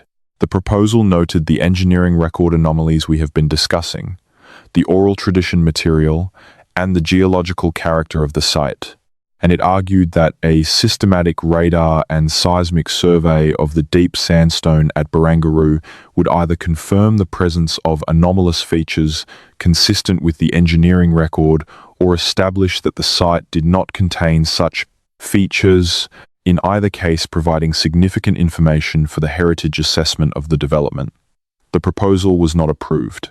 The reason given in the Heritage Office correspondence was that the proposal fell outside the scope of the heritage assessment that was being conducted for the development, and that a separate investigation of the kind proposed would require a separate funding and approvals process that was not feasible within the development timeline. The development was completed. The heritage assessment was finalized. The deep sandstone was not surveyed. And the Barangaroo Harbour foreshore, which is now a public park adjacent to one of Sydney's major commercial developments, sits above a substrate whose character, at depths consistent with those described in the engineering record, has never been systematically characterized. The Erickson proposal is, in miniature, the complete story of the Sydney Underground question. A researcher identifies a significant opportunity for investigation at a site where the existing evidence is concentrated. The opportunity exists within a defined window during a development process. A formal proposal is submitted through the appropriate channels. The proposal is not approved for reasons that are procedurally correct, but that result in the opportunity passing without the investigation being conducted. The window closes. The moment is gone.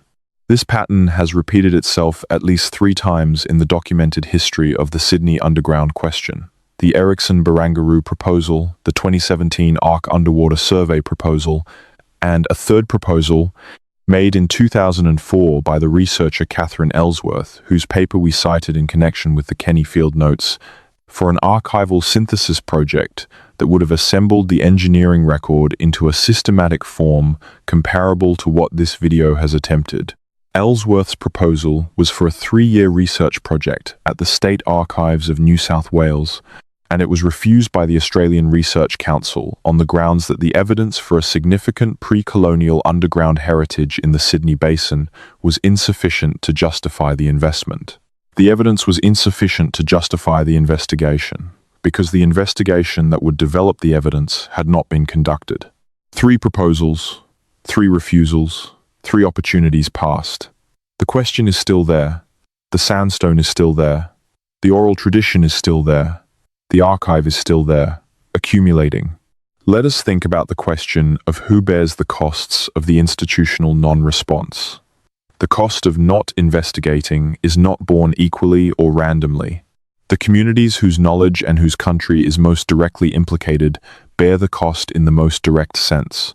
The knowledge they hold about the character of their country, the knowledge that describes made spaces and worked places in the ground, is knowledge that the institutional framework has consistently refused to take seriously as a basis for investigation. The repeated refusals are, in their accumulated effect, a repeated statement that this knowledge is not sufficient, that it does not meet the evidentiary standards required to justify investigation, that it needs to be confirmed by the kind of independent physical evidence that only an investigation could produce before an investigation will be commissioned. This is a circular position, and it is one that imposes the costs of the circularity on the communities that hold the knowledge. The position is, we will take your knowledge seriously when it is confirmed by investigation, but we will not commission the investigation that would confirm it. The knowledge continues to wait. The communities continue to advocate. The archive continues to accumulate. The investigation continues not to be commissioned. There is a specific historical dimension to this circularity that deserves explicit acknowledgement. The reason the oral tradition knowledge about the Sydney Underground has not been incorporated into the relevant institutional frameworks as a basis for investigation is partly because the institutional frameworks were designed during the colonial period precisely to exclude that kind of knowledge. The assumption of terra nullius, which was not formally overturned in Australian law until the Mabo decision in 1992, was not only an assumption about land rights. It was an assumption about knowledge. It assumed that the pre-colonial inhabitants of Australia had not made significant changes to the landscape, and that their knowledge of the landscape was therefore not knowledge of anything that the colonial administration or its successors needed to take seriously as a basis for planning, research, or policy. That assumption shaped every institutional framework for land use, heritage assessment, and research funding that was developed in the colonial and post-colonial periods. The Mabo decision did not change the institutional frameworks that the terra nullius assumption had shaped. It changed the legal position on land rights, which is a substantial and important change. But the frameworks for heritage assessment, for research funding, and for the interpretation of construction phase fines remained, and remain. Structured around assumptions that derive ultimately from the terra nullius worldview, the assumption that the pre-colonial landscape was not significantly modified, that the pre-colonial inhabitants' knowledge of the landscape is not a sufficient basis for research priority, and that the evidence for pre-colonial modification needs to be confirmed by the kind of physical investigation that those frameworks will not fund. This is the institutional legacy that the Sydney Underground question is up against, and it is the institutional legacy that needs to change for the investigation to be commissioned. The change is happening slowly, in the development of community-led research protocols, in the increasing willingness of university research institutions to enter genuine partnerships with indigenous communities, and in the slowly shifting assumptions of the heritage assessment frameworks. But it has not yet happened completely enough to produce the investigation that the evidence justifies. The groundwater beneath the Sydney Basin is another dimension of the question that has not been adequately explored in the academic literature on pre-colonial cultural history. The Sydney Basin contains an extensive system of groundwater, held in aquifers in the Hawkesbury Sandstone and in the overlying and underlying sedimentary formations, that has been documented by the relevant water management authorities, and that is a significant source of information about the hydrological history of the basin over geological timescales. The groundwater chemistry in certain parts of the basin shows characteristics that are consistent with ancient recharge, meaning that some of the water in the deeper aquifers entered the rock formation during periods significantly earlier than the present, possibly during the late Pleistocene, when the climate and hydrology of the basin were substantially different. This is not unusual for sandstone aquifers. Ancient groundwater is found in many similar geological formations around the world. What is somewhat unusual about the Sydney Basin groundwater data is the pattern of what might be called chemical anomalies in specific locations within the aquifer system, locations where the chemistry of the groundwater is locally different from the expected pattern in ways that suggest the presence of organic material at depth that is dissolving slowly into the water.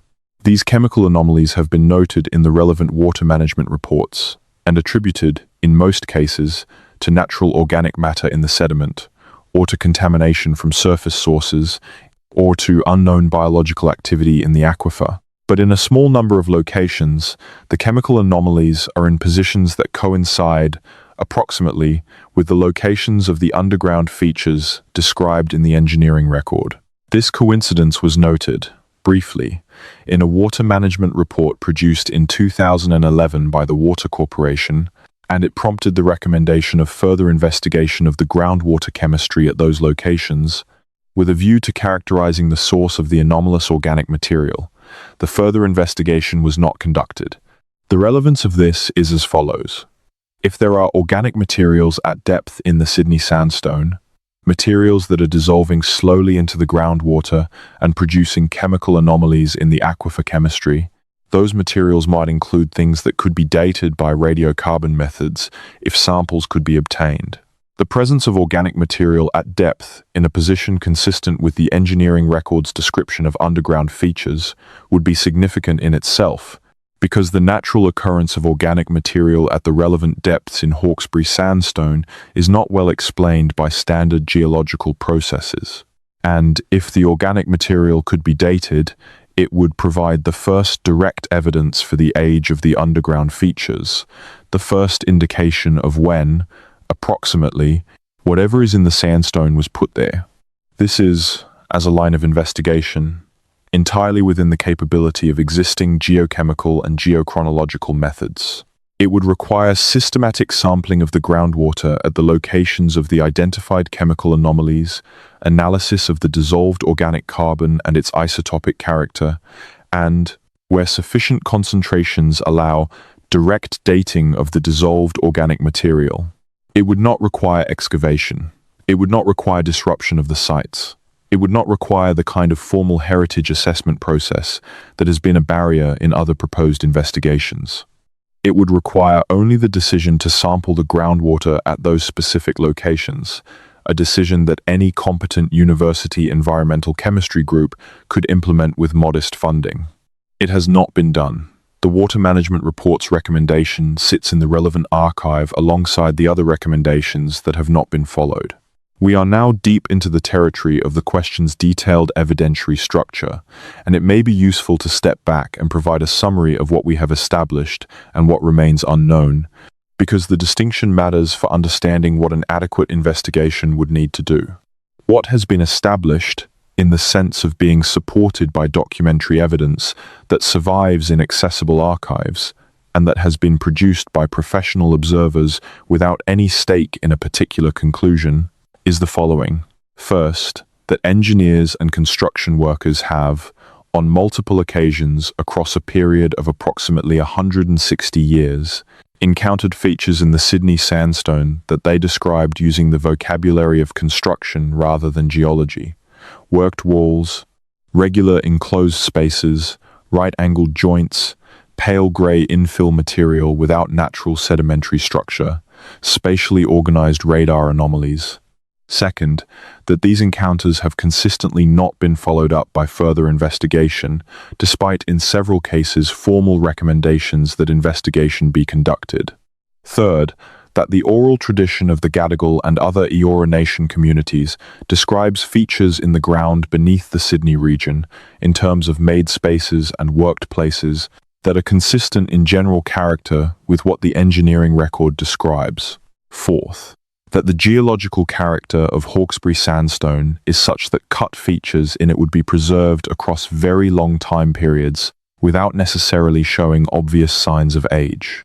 Fifth, that the Sydney harbour floor, in the sections corresponding to the drowned Parramatta River Valley, contains features in the bathymetric data whose character is unusual relative to purely natural fluvial processes, and that have not been subject to systematic underwater investigation. Sixth, that a series of formal proposals for systematic investigation of these questions have been submitted to relevant funding and heritage bodies and have not been approved. What has not been established is the identity, age, purpose, or extent of the features described in the engineering record. These are unknown because no systematic investigation has been conducted. Any claim about what the features are, who made them, when they were made, or what they were used for, would be speculation, and this inquiry has tried throughout to be clear about the distinction between the established evidence and the speculative interpretation. The inquiry has also tried throughout to present the evidence in terms that are respectful of the complexity of the actual situation, which is not a simple one. It is not a situation in which a clear and dramatic truth has been suppressed by a conspiracy of interested parties. It is a situation in which a genuine and significant question has been systematically excluded from serious investigation by institutional frameworks whose limitations are structural rather than malicious, and whose restructuring would require changes in assumptions, in research priorities, and in the nature of community research partnerships that are difficult to achieve and that are only slowly developing. The question is real. The evidence for its reality is substantial and is documented across 160 years of independent accounts. The investigation that would allow the question to be answered does not yet exist, and the people who bear the greatest stake in the outcome of that investigation, the Gadigal and other Eora Nation communities whose knowledge and whose country are most directly implicated, have been waiting for it with the same patience that the sandstone itself demonstrates, the patience of people who know that the knowledge is there and that sooner or later the institutions will develop the capacity to take it seriously. The deeper you dig into Sydney, the stranger it gets. And the strangeness is not in the features themselves, though the features are strange enough. The strangeness is in the gap between what the evidence shows and what the institutional response has been, a gap that is itself one of the most significant features of the Sydney Underground story, a feature that has been consistently present across the full 160 years of the archive's accumulation, as consistent and as regular in its character as the worked walls and right-angled joints that the archive keeps describing. That gap is the institution at work. It is the framework doing what frameworks do, which is to reproduce the conditions of their own operation rather than changing in response to evidence that falls outside their scope. And it will not close without the sustained effort of people who recognize that it is there, who understand what is on the other side of it, and who are willing to do the work, the archival work and the field work and the community work and the advocacy work, that changing a framework requires. This video is not that work. It is a map of the territory where the work needs to be done. The territory is real. The map is incomplete. And somewhere in the sandstone, 200 meters below where you are sitting or lying as you listen to this, or perhaps much closer than that, something waits that has been waiting for a very long time, patient in the way that only stone and memory can be patient, for the moment when the question is finally taken as seriously as the evidence has always deserved. That is Sydney's deepest secret. not what is down there, but how long it has been waiting to be found. Before you drift away from this entirely, there is one final observation worth making, and it concerns something quite specific and concrete that is still visible, still present, and still waiting to be looked at properly. It concerns the character of certain sections of the sandstone cliff faces that border the harbour on its northern shore, between Milson's Point and Lavender Bay, where the sandstone comes down close to the water level and has been variously exposed, built against, and covered over in different periods of the harbour's development history. In these cliff sections, which are partially visible from the water and partially accessible from the shoreline at low tide, there are markings and surface modifications that have been noted by several people over the years in informal online accounts and occasional newspaper features, and that have not been the subject of any formal investigation. The markings include horizontal groove features running along the cliff face at approximately consistent elevations, sections where the natural irregular cliff surface gives way to smoothed areas of unusual flatness, and in two cases that have been specifically described in online accounts by recreational kayakers, what appear to be opening features in the cliff face at approximately water level at low tide, features that are not large enough to enter but that show a regularity in their shape, a consistent rectangular profile that the people describing them found striking enough to note. These are informal accounts by non-professional observers describing features from the water, and they need to be treated with the same caution we have applied to all the other informal accounts in this video. The kayakers who describe the opening features are not geologists, and it is entirely possible that what they saw was natural joint weathering in the sandstone, which can produce rectangular-looking apertures along joint planes. But the features they described, in the context of everything else we have discussed, are worth noting, because they are visible from the harbour. They are on the northern shore in the general vicinity of several of the harbour floor anomalies described in the bathymetric data, and they have not been examined by anyone with a professional training to assess whether they are natural features or something else. They are there, they are accessible from the water, and they have not been looked at by anyone who was specifically asking the question that the accumulated evidence of the Sydney Underground raises. There are things about Sydney that the city has been sitting on for a long time. The stones know. The water knows, in the specific chemical sense, that the dissolved organic material in the aquifer knows that something has been there longer than the colonial record reaches. The oral tradition knows, in the language of made spaces and worked places, the language that a senior Gadigal elder used in the 1980s to describe a landscape that has been shaped and is remembered. The engineering archive knows, in the dry professional vocabulary of right-angled joints and smooth walls and non-natural structure and spatially organized anomalies. The knowing is distributed. It is held in incompatible vocabularies across incompatible institutional frameworks. The work of bringing it together is what is needed, and it is work that has not yet been done. Until it is, the question remains where it has been for 160 years, real, documented, consistent, and open. And the sandstone beneath the city remains what it has been for 230 million years. Patient, preserving, holding whatever it holds, waiting for the moment when the question it has been answering, in the language of worked walls and right-angled joints and pale grey spatially organized material, finally meets an institution willing to listen. That is the story. The city goes deeper than it shows, and the deeper you dig into Sydney, the stranger it gets. There is one last thing to say about the nature of the archive we have been working through, and it concerns the specific character of what survives versus what is lost. The engineering records that form the backbone of this inquiry are not comprehensive. They are the records that survive the standard processes of archival management, boxing and storage, periodic culling, digitization projects that captured some material and missed other material, and the ordinary attrition of time and institutional priority. There is certainly more in those archives than has been found, and there is certainly material that was in those archives at some point and is no longer.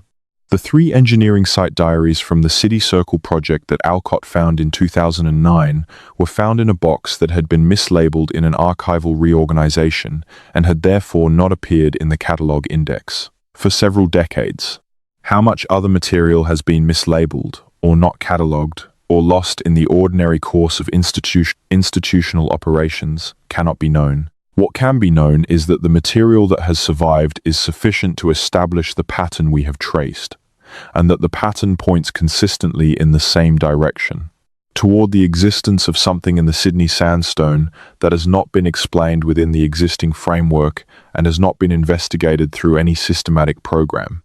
The cases where a subsequent engineer's account uses language strikingly similar to a much earlier account, as RWB S1926 City Circle notation and the 2015 Metro Tunnel report do, without any apparent connection between the two observers, suggest that the earlier and later accounts are describing the same type of feature independently, which is a form of verification across time that carries more evidentiary weight than a single account could.